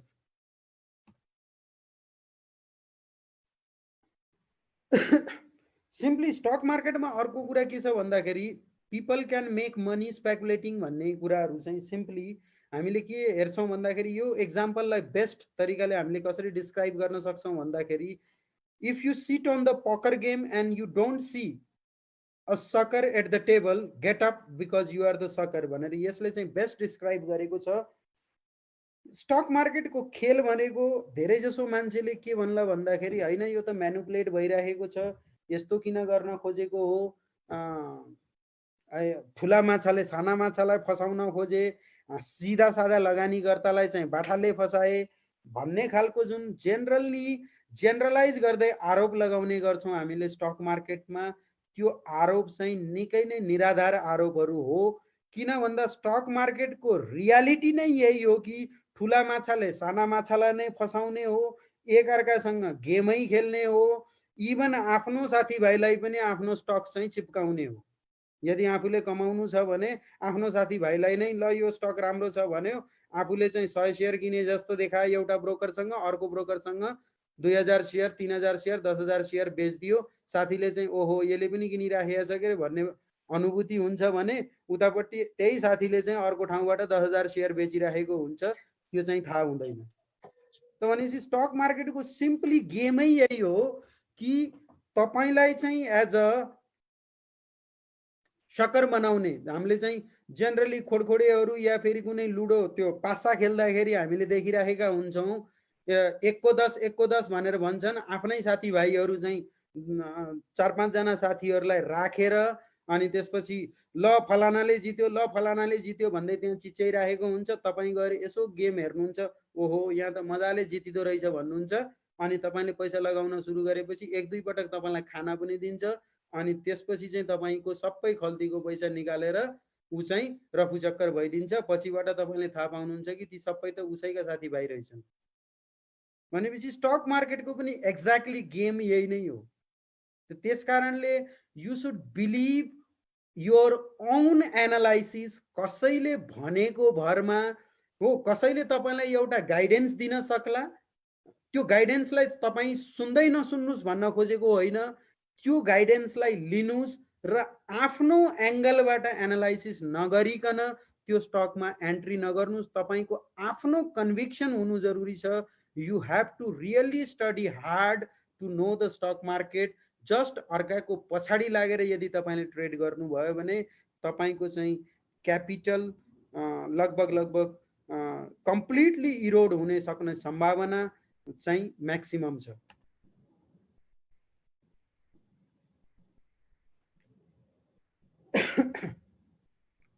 Technical analysis प्रोस्पेक्ट्सबाट यदि हामीले यहाँ हेर्छौँ भने नेप्सेकै चार्ट हो 2016 मा यो चाहिँ एउटा सिग्निफिकेन्ट, यो कसरी चाहिँ हामीले यसलाई चाहिँ एज अ सपोर्टको रूपमा लिएका थियौँ भनेर म तपाईँलाई पछिको प्रेजेन्टेसनमा डिस्क्राइब गर्नेछु। यो सिग्निफिकेन्ट सपोर्टबाट चाहिँ यसले अलरेडी भनिसकेको थियो गेट आउट फ्रम द स्टक्स। एक त यसले ट्रेन्ड लाइन ब्रेक गरेको स्थिति थियो, एउटा सपोर्ट ब्रेक गरेको स्थिति थियो, गेट आउट फ्रम द स्टक्स भनेर उसले अलरेडी भनिसकेको थियो र मार्केटले सेकेन्ड चान्स चाहिँ तपाईँलाई दिएको थियो। यदि तपाईँ यहाँ गेट आउट नभएको भए पनि सेकेन्ड चान्स दिएको थियो। बारम्बार फेरि त्यही सपोर्टलाई ब्रेक गरेपछि त्यही सपोर्टमा गएर यसले रेसिस्टेन्स क्रिएट गरेको थियो। You should have exited here. यहाँ एक्जिट गर्न नसके पनि फर्स्ट प्रायोरिटी त तपाईँले यही नै एक्जिट गर्ने हो, किन भन्दा यो सेकेन्ड चान्स दिन्छ कि दिँदैन भन्ने कुराको तपाईँले ग्यारेन्टी लिन सक्नुहुन्न। If you are a lucky enough तपाईँलाई सेकेन्ड चान्स देला, अदरवाइज दिन्छ भन्ने कुनै ग्यारेन्टी छैन। त्यस कारणले एक्जिट गर्ने यही नै हो, पहिलो ब्रेकआउटमा नै एक्जिट गर्ने हो। स्टिल तपाईँले चाहिँ पहिलो ब्रेकआउटमा एक्जिट गर्नु भएन र सेकेन्ड चान्स पाउँदाखेरि पनि एक्जिट गर्नु भएन भने it will never give you the chance. त्यसपछि तपाईँले अर्को चान्स भनेको एन्ट्रीको लागि मात्रै कुर्ने हो। लङ ट्रेन्ड लाइन यसले ब्रेक गर्यो, यहाँ एन्ट्री गर्नुभयो। लङ ट्रेन्ड लाइन ब्रेक गर्यो, यहाँ एन्ट्री गर्नुभयो। All of a volume spike भयो, यहाँ एन्ट्री गर्नुभयो। यसरी चाहिँ तपाईँले एन्ट्री गर्नुभयो। ट्रेन्डलाई हेर्दै कहाँ सपोर्ट छ, कहाँ रेसिस्टेन्स छ, which are the entry point भन्ने कुराहरू चाहिँ तपाईँले टेक्निकल प्यारामिटर लगाएर यदि गर्नुभयो भने तपाईँले चाहिँ एक्चुअलमा अर्निङ गर्न सक्नुहुन्छ। सिम्पली स्पेकुलेसन गरेर विदाउट स्टडिङ स्टक मार्केट तपाईँले कमाउँछु भन्नुहुन्छ भने एक पटक कमाउनु होला, दुई पटक कमाउनु होला, but it is not always a winning game. Myth number 10, the सबैभन्दा ठुलो मिथ कि न्युज र इभेन्टले स्टक मार्केटलाई ड्राइभ गर्छ भन्ने कुरा। अब तपाईँलाई लाग्ला कि न्युज र इभेन्टले ड्राइभ नगरे के न्युजको इम्प्याक्टै हुँदैन त, के इभेन्ट्सको इम्प्याक्टै हुँदैन त भन्ने तपाईँलाई लाग्ला। म यसलाई डिफ्रेन्ट तरिकाले चाहिँ व्यक्त गर्छु। अभियसली इभेन्टको इम्प्याक्ट होला नहोला या कुनै इभेन्टले गर्दाखेरि स्टक मार्केट खसेको हो, later on you can justify it. तर जेनरली हामीले ट्रेन्ड के देख्ने गरेका छौँ भन्दाखेरि यु सी द अर्थक्वेक आयो, डिभास्टेटिङ इफेक्ट थियो, इकोनोमी चाहिँ डाउन ट्रेन्डमा जान्छ भन्ने थियो, कम्पनीको अर्निङ्स चाहिँ रिड्युस होला भन्ने एउटा जेनरल एजम्पसन्स थियो। एक महिना बन्द भयो, अर्को पटक खुल्यो, एक हप्ता मात्रै बजार तल आयो। From the very next week stock market starts moving upward. Earthquake जस्तो डिजास्टरमा स्टक मार्केट किन चाहिँ माथि गइरहेको त? अगेन यो होल पिरियडमा तपाईँले यदि हेर्नुभयो भने ब्लकेड यहाँबाट स्टार्ट भयो, इनिसियल लेभलमा फल गर्यो, अनि पुरा ब्लकेडको पिरियडमा 35% राइज भइरहेको छ। होल केपी ओली भरिको टिन्योरमा 68% राइज भएको छ फर्स्ट टिन्योरमा स्टक मार्केट, होल केपी ओलीकै हैन त। भनेपछि के हो त? न्युज चाहिँ के थियो त? जब स्टक मार्केट खस्यो, अर्थक्वेकले गर्दाखेरि स्टक मार्केट खस्यो भन्ने कुरा भयो। जब स्टक मार्केट बढ्न सुरु भयो, इभेन्ट चाहिँ त्यही नै थियो, अर्थक्वेक नै थियो। बढ्न सुरु भइसकेपछि तिनै न्युज पेपरले के लेखे भन्दाखेरि अर्थक्वेकले गर्दाखेरि विभिन्न दात्री राष्ट्रहरूबाट हामीलाई सहयोग आयो, ब्याङ्कमा सफिसियन्ट लिक्विडिटी भयो, त्यो सफिसियन्ट लिक्विडिटीले गर्दाखेरि स्टक मार्केट माथि गयो। इभेन्ट अर्थक्वेककै थियो। के बजार तल खस्दाखेरि त्यही न्यूज पेपरले लेख्न सक्थेन कि यो डराउने बेला होइन, यो चाहिँ इभेन्ट भनेको हाम्रो लागि पोजिटिभ हो, मजाले स्टक मार्केट किन्नुस्, तपाईलाई लिक्विडिटी सहज हुन्छ, यो हुन्छ ऊ हुन्छ भनेर के ती फाइनेन्शियल न्यूज पोर्टलहरूले लेख्न सकेका थिए त? सकेका थिएनन्। स्टक मार्केट तल खस्दाखेरि त्यही खालको न्यूज रिपोर्टिङ गर्थे भने स्टक मार्केट बढ्दाखेरि त्यो खस्दाखेरि खस्नको लागि जुन जस्टिफाई गर्ने न्यूज हुन्छ त्यही न्यूज लेख्ने गर्दछन् र बढ्दाखेरि बढ्नको लागि जुन न्यूजलाई चाहिँ जस्टिफाई गर्न सक्छन् त्यही न्यूज बनाउने गर्दछन्। त्यसकारणले स्टक मार्केटको ट्रेन्डले न्यूज बनाइएको हो, न्यूजले गर्दाखेरि स्टक मार्केटको ट्रेन्ड बनेको होइन भन्ने कुरा चाहिँ तपाईले बुझ्नु पर्यो। फर्स्ट टिन्योरमा केपी ओलीको बेलामा 68% राइज भएको थियो, कम्युनिस्ट गभर्मेन्टै थियो, कम्युनिस्टकै रिप्रेजेन्टेटिभ थियो, केपी ओली काङ्ग्रेसमा त थिएन। मार्केट खस्यो सेकेन्ड टर्ममा, अलरेडी यहाँ खसिसकेको थियो, यी केपी ओली गभर्मेन्ट आउनुभन्दा पहिला नै मार्केट खसिसकेको थियो, सेकेन्ड टर्म लिनुभन्दा पहिला नै मार्केट खसिसकेको थियो। यो बढाई पनि केपी ओलीकै पालामा थियो, यो खसाई पनि केपी ओलीकै पालामा सरी नेक्स्ट गभर्मेन्ट आएपछि भयो। र यो यहाँबाट जुन खसेको थियो अलरेडी 1800बाट खसेर लगभग 1400 भन्दा पनि मुनि लगभग 1300मा बजार आइसकेको थियो। त्यसपछि 1100 सम्म त खस्यो बजार। 1800बाट 500 पोइन्टको इरोजन अलरेडी मार्केटले गरिसकेको थियो, त्यसपछि नै बजार खस्यो। अब यहाँ के भनियो त भन्दाखेरि सुरुमा हेर्नुस् है, यो मार्केट माथि जाँदाखेरि माओवादी र एमालेको अलायन्स भयो, ओहो अब त स्थायी सरकार आउने भयो भन्ने कुराहरू न्यूज पेपरले लेखे। फेरि बजार तल आयो, लेफ्ट पार्टीले इलेक्सन जित्दाखेरि जब यो बजार माथि गइराखेको थियो, बहुमतको सरकार आउने आशामा स्टक मार्केट माथि गयो भन्ने कुराहरू चाहिँ फाइनेन्शियल न्यूज पोर्टलहरूले लेखिराखेका थिए। बहुमतको सरकारको आशामा स्टक मार्केट चाहिँ रिकभरी गर्यो भनेर। अब जुन दिन इलेक्सन विन गर्यो त्यही दिनदेखि बजार खस्न सुरु गर्यो। अब त्यसपछि त्यही न्यूज पोर्टलहरूले के भनेर न्यूज बनाउन सुरु गरे भन्दाखेरि कम्युनिस्ट सरकारको डरले गर्दाखेरि स्टक मार्केट तल खस्यो। त के ती न्यूज पोर्टलहरूलाई थाहा थिएन त बहुमतको सरकार कसको आउने हो? ओब्भियसली कसैले बहुमत ल्याउँछ भने हरेक मान्छेले, हरेक पब्लिकले चाहिँ देख्न जानेको कुरा थियो भने यदि कसैसँग बहुमत ल्याउने ताकत छ भने त्यो लेफ्ट अलाइन्ससँग मात्रै ताकत छ, नेकपासँग मात्रै ताकत छ। त्यति बेला नेकपा बनिसकेको थिएन, एमाले र माओवादीको अलायन्ससँग मात्रै ताकत छ बहुमत ल्याउने र त्यसैले राज गर्ने हो। यदि बहुमत कसैले ल्याउँछ भने त्यो थाहा थियो कि त्यो बेलामा चाहिँ न्यूज पेपरले यो लेख्न सकेका थिए कि ए हजुर स्टक मार्केटबाट निस्कनुस् है, यो त कम्युनिस्ट भनेको त डेन्जरस हो, स्टक मार्केट चाहिँ तल आउँछ,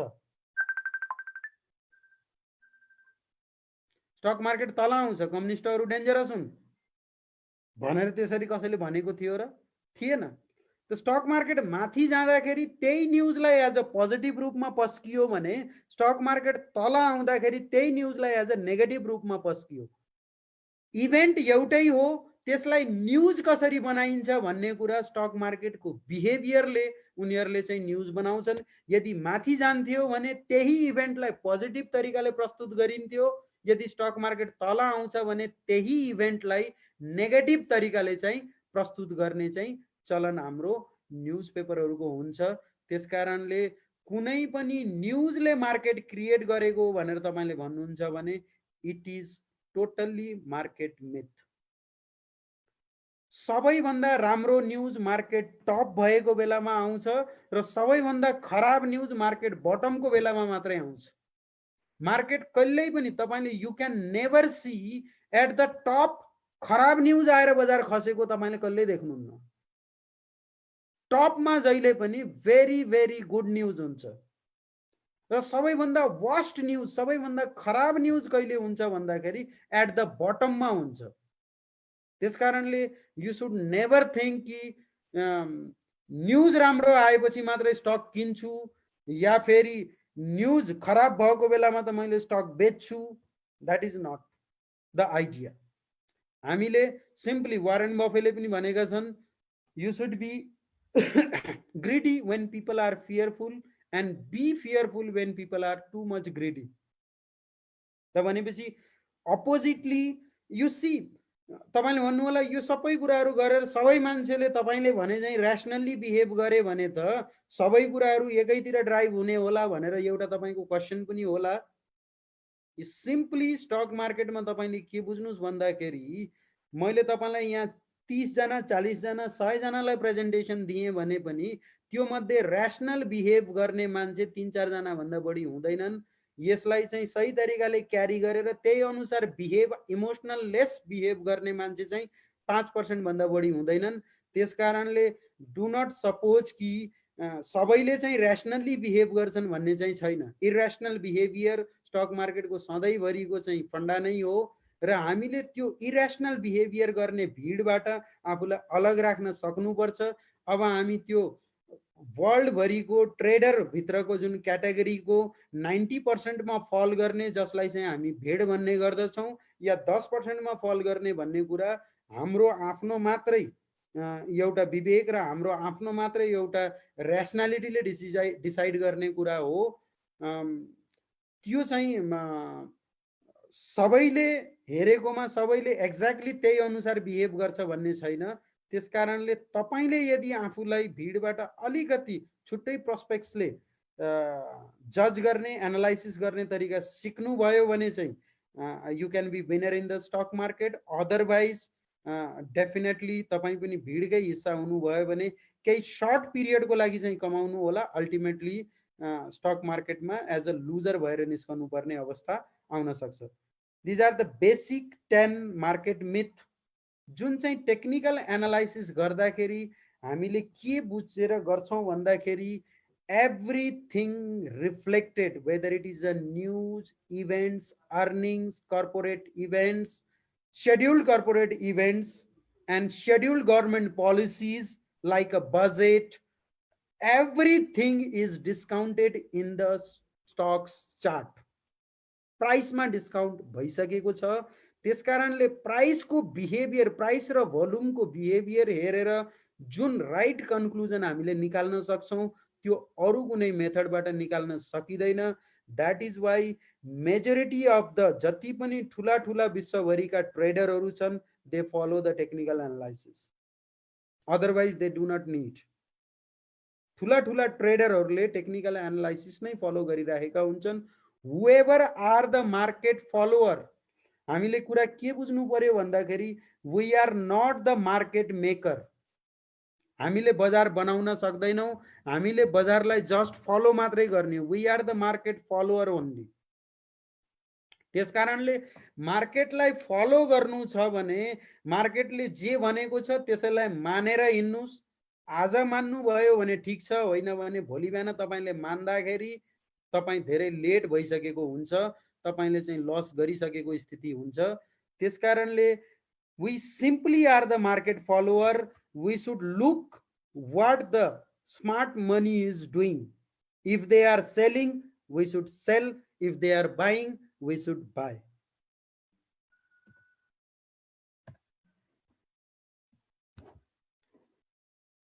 ल फर्स्ट सेसनमा यति नै छ। अब यो अर्को सेसन फेरि मैले स्टार्ट गर्छु, किन भन्दा हामीसँग अरु पनि केही टाइम छ।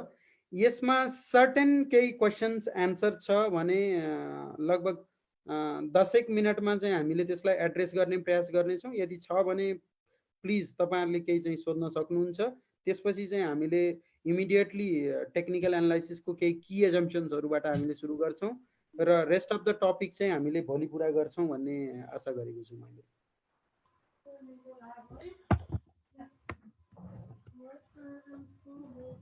धन्यवाद सर यो सेसनको लागि। यहाँ अहिलेसम्म चाहिँ 2टा क्वेशन मात्र आएको छ सर फेसबुकमा। सर्वेश पौडेलजीले प्रश्न सोध्नु भएको छ, despite of this pandemic and lockdown why is the Indian market at all the high time at all the time high भनेर सोध्नु भएको छ सर एउटा प्रश्न। यो प्रश्नको के हो भन्दाखेरि एउटा कुरा त तपाईले के बुझ्नुस् भन्दाखेरि इन्डियन मार्केट अल टाइम हाईमा छैन। अहिले पेन्डेमिक को जुन सिचुएसन हो, ओब्भियसली जब पेन्डेमिक जब स्टार्ट भयो त्यसको लगभग 15 दिनको रियाक्सन हेर्नुहुन्छ भने स्टक मार्केटले ड्रामेटिक तरिकाले आफ्नो अल टाइम हाईबाट जस्ट 15 दिनमा बढी रियाक्सन गर्यो र तपाईले लगभग 1.5-2 महिनाको पिरियडलाई हेर्नुहुन्छ भने अल टाइम हाई 12,500 निफ्टी थियो त्यो बेलामा। त्यो 12,500 बाट 7500 सम्मको लगभग 40% फल चाहिँ हामीले इन्डियन स्टक मार्केटमा आफ्नो अल टाइम हाईबाट देखेका थियौं र अहिलेको सिचुएसनमा आफ्नो लोबाट चाहिँ लगभग 22% चाहिँ बजार बढेको स्थिति हामीले देखेका छौं, तर अल टाइम हाईको स्थिति होइन। त्यसकारणले यो पर्सेप्सनबाट चाहिँ तपाई अलग हुनुस् कि अल टाइम हाईमा छैन इन्डियन स्टक मार्केट। त मैले यहाँ मार्केट मिथमा अलरेडी भनिसके कि you see the worst news आएको बेलामा मार्केट बटम लाग्ने हो र द बेस्ट न्यूज भएको बेलामा मार्केट टप लाग्ने हो। त्यसकारणले न्यूज खराब छ, यो खालको सिचुएसन छ भनेर यदि तपाईले 7500 को लेभलमा निफ्टी बेच्दिएको भए आजको डेटमा 10,000 निफ्टी हुँदाखेरि तपाई हेरेको हेरै हुनुहुन्थ्यो। त्यसकारणले मार्केट टाइमिङ भनेको कतिखेर गर्ने व्हेन सबैभन्दा यु सी सबैभन्दा खराब स्थिति भइसकेपछि अब आउने आउटकम के हो त? स्थिति सबैभन्दा वर्स्ट भइसकेपछि अब आउने त इम्प्रुभमेन्टै त हो नि। त भनेपछि you should be prepare for the improvement. Worst त भइसक्यो, गइसक्यो, पास्ट भइसक्यो, अब आउने भनेको राम्रा दिन मात्रै हुन्। त्यसकारणले राम्रा दिन हुनु पर्यो। त भने सबैभन्दा बेस्ट टाइम चल्दैछ, राम्रो टाइम चल्दैछ। केपी ओलीलाई अल अफ अ सडन सबै पार्टीको मान्छेले मलाई प्रधानमन्त्रीबाट हटाउँछन् भन्ने सोचिराखेका थियो, उसको लागि त बेस्ट टाइम चल्दै थियो। त भनेपछि अल अफ अ सडन उसको लागि चाहिँ अब ब्याड डेज आउने भयो। त भनेपछि यो कुराहरू चाहिँ हामी पहिलेदेखि प्रिपेयर हुनुपर्छ र त्यसको राइट टाइमिङ चाहिँ कतिखेर गर्ने भन्ने कुरा समहाउ हामीलाई टेक्निकल एनालाइसिसले केही इन्डिकेसन दिइसकेको हुन्छ। Next question sir. छ सर। आशिष श्रेष्ठले लेख्नुहुन्छ अब लकडाउन पछि नेपाली मार्केट बुलिश हुन्छ कि बियरिश हुन्छ? अब यो सम्पूर्ण कुरा म तपाईहरुकै विवेकमा मैले छोड्दिएँ। बुलिश हुन्छ कि बियरिश हुन्छ हामी भोलि पनि सेसन गर्छौं, त्यसमा डेफिनेटली म कभर गर्छु। मैले भनिसके एभ्रिथिङ वर्स्ट भइसकेपछि there is only way to improve. त भनेपछि अझै पनि खुलिसकेपछि चाहिँ सर्टेन केही दिनको लागि हुन सक्छ, 10-15 दिनको लागि, एकाध महिनाको लागि या 2-3 महिनाको लागि कन्सोलिडेसनमा चाहिँ होला। भी शेप रिकभरी चाहिँ म भन्दिन, भी शेप चाहिँ म भन्दिन, तर यू शेप रिकभरीको चाहिँ चान्सेस म्याक्सिमम छ। त्यसैले केही डाउनसाइड चाहिँ एक्सपेक्ट गर्न सकिन्छ लकडाउन खुलिसकेपछि। त्यो पनि हुन्छ हुँदैन भन्ने कुरा खुलिसकेपछि मैले भनिसके। Because I am the market follower. मैले आफूलाई मार्केट फलोअर मात्रै भन्छु, मैले मार्केट मेकर चाहिँ भन्दिन। त्यसकारणले let the market open first, स्टकको प्राइस र भोल्युमको मुभमेन्ट के हुन्छ त्यसपछि मात्रै प्रेडिक्ट गर्न सक्छु। अहिलेको लास्ट ट्रेडिङ सेसनलाई हेर्दाखेरि लगभग 1200 ब्रेक गरेर कतैपट्टि 1180 1170 को लेभलमा नेप्सेले सपोर्ट लिन्छ कि भन्ने एउटा जेनरली चाहिँ त्यो देखिएको छ।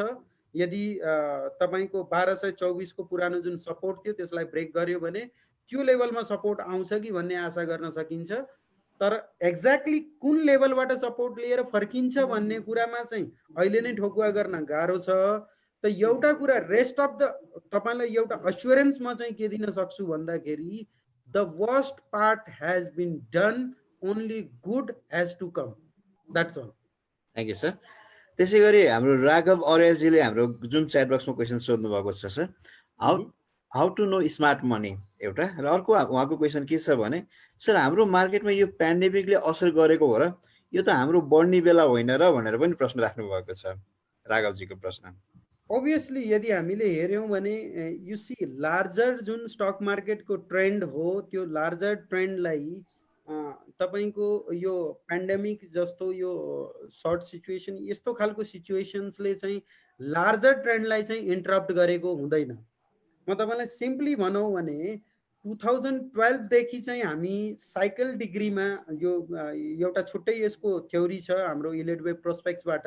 साइकल डिग्रीको एउटा लङ टर्म बुलिश मार्केटमा 2012 बाट नै हाम्रो मार्केट बढ्न सुरु गरिसकेको हो र 2016 मा टप लागिसकेपछि हामीले मार्केटको साइकल हेर्ने हो भने लगभग पुराना साइकलहरू हेऱ्यौँ भने रिपिटेडली त्यही नै भइरहेको छ कि जस्ट तपाईको जब मार्केट बढ्ने बेलामा 50 देखि 52 महिना बढ्ने र घट्ने बेलामा चाहिँ 40 देखि 43 महिना घट्ने जुन चाहिँ एउटा साइकल थियो, त्यो साइकल फिनिश गरेर पछिल्लो साइकलको बटममा जब 1102 लगायो, जस्ट 1 वर्ष पनि भएको छैन, त्यो बेलाबाट हाम्रो लगभग 50% बजार माथि बढिसकेको स्थिति हो। र अल्टिमेटली मैले भन्दाखेरि worst part of the bear market जुन हाम्रो टाइम साइकल हो, त्यो सबै कुराहरूले टाइम साइकल प्राइस सबै कुराहरूले गर्दाखेरि worst part of the bear market सिद्धिसकेको स्थिति छ।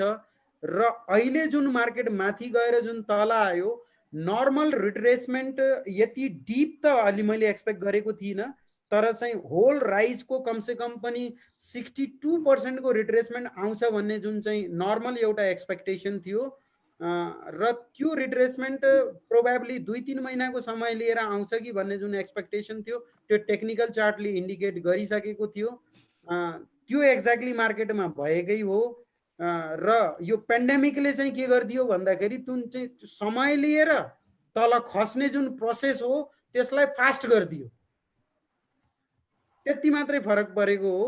र अभियसली पेन्डेमिकले चाहिँ जब overall economy, overall psychology fearful भइरहेको हुन्छ, त्यो बेलामा चाहिँ हामी कुनै पनि एसेट्स क्लासमा चाहिँ हामीले सेफ्टी खोज्छौँ भनेर यदि हामीले भन्छौँ भने त्यो प्रोबेबली नहोला। हरेक मान्छे फियरफुल भइरहेको बेलामा स्टक मार्केट घट्नु स्वाभाविक हो। अब हामीले चाहिँ एक्सपेक्ट के गर्ने हो भन्दाखेरि what can be the next over the down line for a period of 1 year के हुन सक्छ। यदि नेक्स्ट 1 year को पिरियडलाई जजमेन्ट गरेर हामीले त्यही अनुसार ब्यालेन्सिङ एप्रोचबाट इन्भेस्टमेन्ट गऱ्यौँ भने चाहिँ हाम्रो लागि चाहिँ ठिक हुन सक्छ। होइन हामीले जस्ट 2-3 महिनाको पेनलाई चाहिँ हामी फ्लक्चुएट भएर त्यसरी चाहिँ डिसिजन लियौँ भने डेफिनेटली यसले चाहिँ खासै सिग्निफिकेन्टली तपाईँले पोर्टफोलियोमा सिग्निफिकेन्ट गेन गर्न सक्ने अवस्था हुँदैन। Thank you. त्यसै गरी अर्को पनि प्रश्न आएको छ सर। आज हामी 1:23 भइसकेको छ सर। आज हामी सबै पार्टिसिपेन्टका क्वेसनहरू सकेका लिन्छौँ। त्यस पछाडि फेरि बाँकी सेसन चाहिँ भोलिको सेसनमा चलाउँछौँ होला है सर? हुन्छ हुन्छ हुन्छ। त्यसै गरी एउटा सुमन गुरुङजीको क्वेसन छ, what is the difference between fundamental analysis and technical analysis and with whom shall we follow in this pandemic? त्यसै गरी अर्को एकजनाले पनि यो टेक्निकल एनालाइसिस सिक्ने कसरी भन्ने कुरा पनि प्रश्न राख्नु भएको थियो। त्यो दुईटै प्रश्नलाई एउटै उत्तरमा आउँछ भन्ने तरिकाले सोधे सर मैले हजुरलाई। अब यो फन्डामेन्टल एनालाइसिस र टेक्निकल एनालाइसिसमा खास सिग्निफिकेन्ट डिफरेन्स तपाईँले भन्नुहुन्छ भने I don't see any significant difference है। टेक्निकल एनालाइसिस भनेको पनि पास्टको प्राइस र भोल्युमको डाटालाई एनालाइसिस गर्दै एउटा फ्युचर प्रेडिक्ट गर्ने मेथड मात्रै हो भने फन्डामेन्टल एनालाइसिसमा पनि हामीले हेर्छौँ भने पास्टको अर्निङ्सलाई हेर्दै फ्युचरमा के अर्निङ गर्न सक्छ भन्ने एउटा फोरकास्ट मात्रै हो। Nobody knows what exactly can be the future earning, nobody knows है। त्यस कारणले इभन तपाईँको की म्यानेजमेन्टमा बसेका मान्छेले पनि एक्ज्याक्ट यति फिगर पुर्याउन सक्छौँ अन्दाजा चाहिँ हुन्छ तिनीहरूलाई, सिचुएसन के छ कम्पनीको भन्ने अन्दाजा चाहिँ हुन्छ, तर एक्ज्याक्टली यही फिगर पुर्याउन सक्छौँ भनेर उनीहरूले पनि ठोकुवा गर्न सक्ने स्थिति हुँदैन। र त्यस कारणले इभन फन्डामेन्टल एनालिस्ट उनीहरूले एक्सेलमा मोडलिङ गर्लान् या अरू कुनै मेथडबाट एनालाइसिस गर्लान्, they also doing the technical analysis. उनीहरूले पनि विदाउट चार्ट हेरिकन के एनालाइसिस गरेका हुन्छन् त। इभन एक्सेलमा पनि त बार चार्ट, पाई चार्ट, विभिन्न खालको चार्टहरू बनाएर एनालाइसिस गरिरहेका हुन्छन् भने टेक्निकल एनालाइसिसले अरू फाइनेन्सियल्स कुरालाई चाहिँ के एज्युम गर्छ भन्दाखेरि all the earnings, all the news events, schedule events है, नन शेड्युल इभेन्ट होइन, अल द शेड्युल्ड इभेन्ट्स। अनि त्यसपछि जस्तो corona like pandemic is a unscheduled event होइन। यो अनशेड्युल्ड इभेन्टलाई चाहिँ टेक्निकल एनालाइसिसले राइटली जज गर्न सक्दैन। त्यस कारणले यो त अभियसली अनशेड्युल्ड इभेन्ट भइदिएको हुनाले अल अफ अ सडन आइदियो, त्यसको चाहिँ इफेक्टबाट हामी बच्न सकेनौँ। स्टक मार्केट चाहिँ लगभग यति पोइन्ट खस्नु थियो तर ड्रामेटिकल्ली टु फास्ट टु क्विक भइदियो, द्याट इज डिफरेन्ट पार्ट। भनेपछि यी सबै कुराहरू चाहिँ प्राइस र भोल्युममा अलरेडी रिफ्लेक्ट भएको हुन्छ र त्यसैको एनालाइसिसलाई हेर्दाखेरि सिम्पली टेक्निकल एनालाइसिस भनेको इन्भेस्टर्सको क्राउडको साइकोलोजीलाई हामीले जति पनि क्राउडको साइकोलोजी छ त्यसको एनालाइसिस गरिराखेका हुन्छौँ र क्राउडले पास्टमा कुनै प्राइस या प्याटर्न फर्मेसन गर्दाखेरि जुन साइकोलोजी क्रिएट भएको थियो त्यही खालको साइकोलोजी अहिलेको ट्रेन्डमा पनि सर्टेन ट्रेन्ड र प्राइस प्याटर्नहरू सर्टेन भोल्युमहरू को मुभमेन्टबाट चाहिँ त्यही खालको बिहेभियर उसले फ्युचरमा पनि गर्छ भन्ने कुराको एजम्पसन्स लगाउँछौँ। यसको की एजम्पसन्स चाहिँ त्यो हो र त्यस कारणले अब तपाईँले भन्नु होला पास्टमा कुनै एउटा प्राइस एक्सन भएको थियो भने व्हाट इज द ग्यारेन्टी कि त्यही प्राइस एक्सन फ्युचरमा रिपिट हुन्छ? मैले भनिसकेँ पास्टमा कुनै प्राइस एक्सन डेभलप हुँदाखेरि त्यो बेलामा सर्टेन मासको एउटा साइकोलोजी हुन्छ। त्यो साइकोलोजीको रिफ्लेक्सनको स्वरूप त्यसले चाहिँ त्यो प्राइस प्याटर्न रिफ्लेक्ट बनाइसकेपछि त्यसको फ्युचर प्राइस मुभमेन्ट गर्यो भने आज पनि त्यो प्राइस प्याटर्नहरू या भोल्युमको एउटा प्याटर्नहरू बनाउँदाखेरि सर्टेन साइकोलोजिकल एस्पेक्ट्स चाहिँ त्यसले कभर गरिराखेको छ र त्यही पास्टमा उसले त्यो प्राइस प्याटर्न बनाउँदाखेरि जुन साइकोलोजिकल मासले चाहिँ बिहेभ गरेको थियो त्यही बिहेभ आज पनि गर्छ भनेर मैले यसलाई चाहिँ लगभग ठोकुवा लगाएर भन्न सक्ने स्थिति हुन्छ। किन हुन्छ भन्दाखेरि यस्तो हुँदैन कि आजभन्दा 50 वर्ष पहिलाको मान्छेलाई थप्पड हान्दाखेरि हाँस्ने अनि कुनै मीठा मीठा कुरा गर्दाखेरि उसलाई खुसी हुने कुरा गर्दाखेरि रुने 50 वर्ष पहिला त गर्थेन। उसले 50 वर्ष अगाडि पनि कसैले थप्पड हान्यो भने चाहिँ उसलाई रिसै उठेको हुन्थ्यो, कसैले राम्रा कुरा गर्दाखेरि खुसी नै भएको हुन्थ्यो। भनेपछि ह्युमन साइकोलोजी चाहे 100 वर्ष पहिलाको होस् चाहे आजको होस् एउटै खालको हुन्छ। We are actually studying the human psychology in the form of price and volume action. That's all. यो कुरालाई चाहिँ हामीले टेक्निकल एनालाइसिसको माध्यमबाट बुझ्ने प्रयास गर्ने हो। Although we can not be right all the time because mister market is always right, तर समहाउ हामीले प्रोबेबिलिटी एस्पेक्ट्समा यसलाई केही हदसम्म बुझ्ने प्रयास मात्रै गर्ने हो र यदि हामीले आफ्नो यसको एक्युरेसी यदि मोर देन 70% 70 देखि 80% को बीचमा चाहिँ हामीले राइटली प्रेडिक्ट गर्न सक्यौं भने we are great successful trader. Rest of the 30 देखि 20% को रङ हुने chances is always there in the market. That's all. Okay, thank you sir. धन्यवाद। धेरै साथीहरूको प्रश्नहरू आएको छन्। अब सबै प्रश्नहरूलाई समेट्न त सक्दैन होला, केही प्रश्नहरू लिनेछौँ हामी। त्यसैगरी एकजना साथीले प्रश्न गर्नुभएको छ, अहिलेको मार्केट सिनारियो बन्द हुनुको रिजन के होला?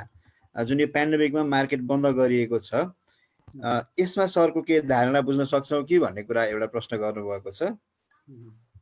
अब यसमा के हो भन्दाखेरि तपाईले सायद पुरा अरू ग्लोबल मार्केटहरू बन्द नहुँदाखेरि नेपालको मार्केट किन बन्द भयो होला भन्ने खालको प्रश्न होला तपाईको, हैन? हजुर सर। त भनेपछि यसमा बेसिकली कुरा के छ भन्दाखेरि यु सी हामीले सबैभन्दा पहिला बुझ्नुपर्ने के छ भन्दाखेरि इन्डियन मार्केट यदि ओपन भइरहेको छ, कुनै पनि सिंगल डे उनीहरूको जेनरल जुन हलिडेज क्यालेन्डरमा पहिलेदेखि थियो त्यो बाहेकको अरू कुनै पनि दिनमा उनीहरूले बन्द गर्नु परेको छैन। त्यस्तै युएसले बन्द गर्नु परेको छैन, युरोपले बन्द गर्नु परेको छैन, एसियाको मेजर इकोनोमीहरूले बन्द गर्नु परेको छैन। हालांकि श्रीलङ्का, बङ्गलादेश जस्तो देशहरूमा चाहिँ इभन हाम्रो मलेसियामा पनि भयो, केही समयको लागि बन्द गरेको त्यहाँ चाहिँ देखिएको छ। र किन नेपालको मार्केट बन्द गर्नुपर्ने अवस्था किन आयो भनेर यदि तपाईले भन्नुहुन्छ भने यहाँ डिफरेन्ट काइन्ड अफ पार्टिसिपेसन छ। एउटा त मान्छेले एउटा प्रेसर ग्रुप त्यो पनि छ कि जसले हैन अब यो पेनिक सिचुएसनमा सबै शेयर होल्डर्सको पैसा चाहिँ डुब्ने भयो, लौ अब यो भन्दा बढी बजार खस्न नदिने, मार्केट बन्द गरौँ भन्ने खालको एउटा भिड चाहिँ छ है। म त्यसलाई चाहिँ एक्सेप्ट गर्छु, त्यो खालको भिडले एउटा दबाब दिएको छ, त्यो आफ्नो ठाउँमा छँदैछ। तर अर्को कुरा के हो भन्दाखेरि हामी टेक्नोलोजिकल रूपमा त्यो एडभान्स स्टेजमा हामी पुगेकै छैनौं। जुन स्टेजमा इन्डियन मार्केट, जुन चाहिँ युरोपियन, अमेरिकन अनि त्यसपछि एसियाका अरू डेभलप मार्केटहरू पुगेका छन्, हुन्छ के भन्दाखेरि उनीहरुकोमा सिस्टम यो सी हाम्रो नेपालको मार्केटमा ओन्ली ट्रेड इनिशिएट गर्नको लागि we can have a online account र अनलाइन हामीले ट्रेड चाहिँ गर्न सक्छौं तर पोस्ट ट्रेड चाहिँ धेरै कुराहरु प्रोसेसहरु हुन्छ स्टक मार्केटमा तपाईको सेटलमेन्ट हुन्छ पे इन हुन्छ पे आउट हुन्छ र ब्याक अफिस म्यानेजमेन्ट हुन्छ रिस्क म्यानेजमेन्ट हुन्छ सेटलमेन्ट का कुराहरु हुन्छ क्लियरिङ का कुराहरु हुन्छ लोन का कुराहरु हुन्छन् जसमा मार्जिन फन्डिङ भइरहेको छ उसले चाहिँ शेयरलाई फुकुवा गर्नुपर्ने कुराहरु हुन्छ धेरै कुराहरु चाहिँ इन्भल्भ छन् जुन चाहिँ हाम्रो नेपालको मार्केटमा फुल्ली अनलाइन छैन जबकि विश्वका जति पनि डेभलप मार्केटहरु छन् जसले स्टक मार्केटलाई राम्रो तरिकाले डेभलप गरिसकेका छन् यो टेक्नोलोजी अहिले आएको होइन त्यहाँ चाहिँ 20औं वर्षदेखि प्र्याक्टिसमा थियो यो खालको कुराहरु कि फुल्ली अटोमेटेड हुने इभन ब्रोकर आफ्नो अफिसमा नगइकन अहिले इन्डियाको एक्जाम्पल तपाईले हेर्नुहुन्छ भने ब्रोकरले आफ्नो अफिसमा जस्ट आईटी को स्टाफलाई मात्रै पठाएको छ 2-3 जना अरु सबै स्टाफले घरबाट नै आफ्नो सिस्टमलाई एक्सेस गरेर उनीहरुले चाहिँ होल मार्केटलाई चाहिँ फंक्सनिङ गरिरहेको छ र कुनै पनि दिन कुनै खालको प्रब्लम आएको छैन जसलाई हामी भन्न सक्यौं कि सिस्टमेटिक रिस्क सिस्टम फेलियर हुने रिस्क हुन्छ कि भन्ने कुराहरु चाहिँ छैन उनीहरुको अलरेडी यस्तो खालको इभेन्टलाई कसरी निपट्न सकिन्छ भन्ने कुराहरु एउटा भिजनरी एस्पेक्ट्स लिएर अल ओभर द ग्लोब का मार्केटले पहिलेदेखि त्यो टेक्नोलोजिकल एस्पेक्ट्सबाट त्यो रिस्क म्यानेजमेन्टको एस्पेक्ट्सबाट त्यो फाइनान्शियल सिस्टम स्टेबिलिटी को एस्पेक्ट्सबाट सबै कुराहरु चाहिँ उनीहरु चाहिँ पहिले प्रिपेयर्ड थिए त्यही अनुसारको उनीहरुको सुरुदेखि नै प्रिपेयर्डनेस थियो त्यो अनुसारको उनीहरुले मोक ड्रिलिङ पनि गरेका थिए यी सबै कुराहरु गर्दाखेरि यो सिचुएसन आउँदा आउँदै पनि सिंगल डे इन्टरप्ट नभइकन उनीहरुको स्टक मार्केट चल्न तयार भयो तर हाम्रो नेपालको मार्केटमा ओन्ली अनलाइन ट्रेडिङ त्यो ट्रेडिङ पनि के छ भन्दाखेरि टोटल लगानीकर्ताको यदि टोटल डिम्याट होल्डरको एस्पेक्ट्सबाट हेर्यौं भने ओन्ली 1.5% को हाराहारीमा अनलाइन लगइन चाहिँ लिएका छन् र मार्केटमा एक्टिभ ट्रेडरको हिसाब हामीले गर्यौं भने जुन चाहिँ डे टु डे बेसिसमा ट्रेड गर्ने या डे टु डे मा नभए पनि कम से कम हप्तामा एक पटक ट्रेड गर्ने एक्टिभ ट्रेडरको एस्पेक्ट्सबाट हेर्यौं भने ओन्ली 10% ले चाहिँ अनलाइन लगइन आईडी पासवर्ड लिएका छन् र नेपालको केसमा ट्रेड पछिका हरेक प्रोसेसहरु चाहिँ फिजिकल प्रेजेन्स भएर गर्नुपर्ने भएको हुनाले यहाँ स्टक मार्केट खोल्न सम्भव नभएको जुन चाहिँ हाम्रो नेपालको मार्केटको लागि दुर्भाग्यको कुरा हो त्यसकारणले सम्भव नभएको यदि यो सबै कुराहरु फेसिलिटेट हुन्थ्यो भने स्टक मार्केट खोल्दा नै उपयुक्त हुन्थ्यो किन भन्दा कुनै पनि विश्वले बजार खस्ने भयो भन्ने डरले चाहिँ बजार बन्द गरेको हामीले देख्दैनौं नेपालमा त्यो ग्रुप पनि हावी छ तर त्यो ग्रुपको डरले चाहिँ अथोरिटीले बन्द गर्नुपर्ने होइन प्र्याक्टिकली सम्भव नभएर नखोलेको भन्ने मैले मान्छु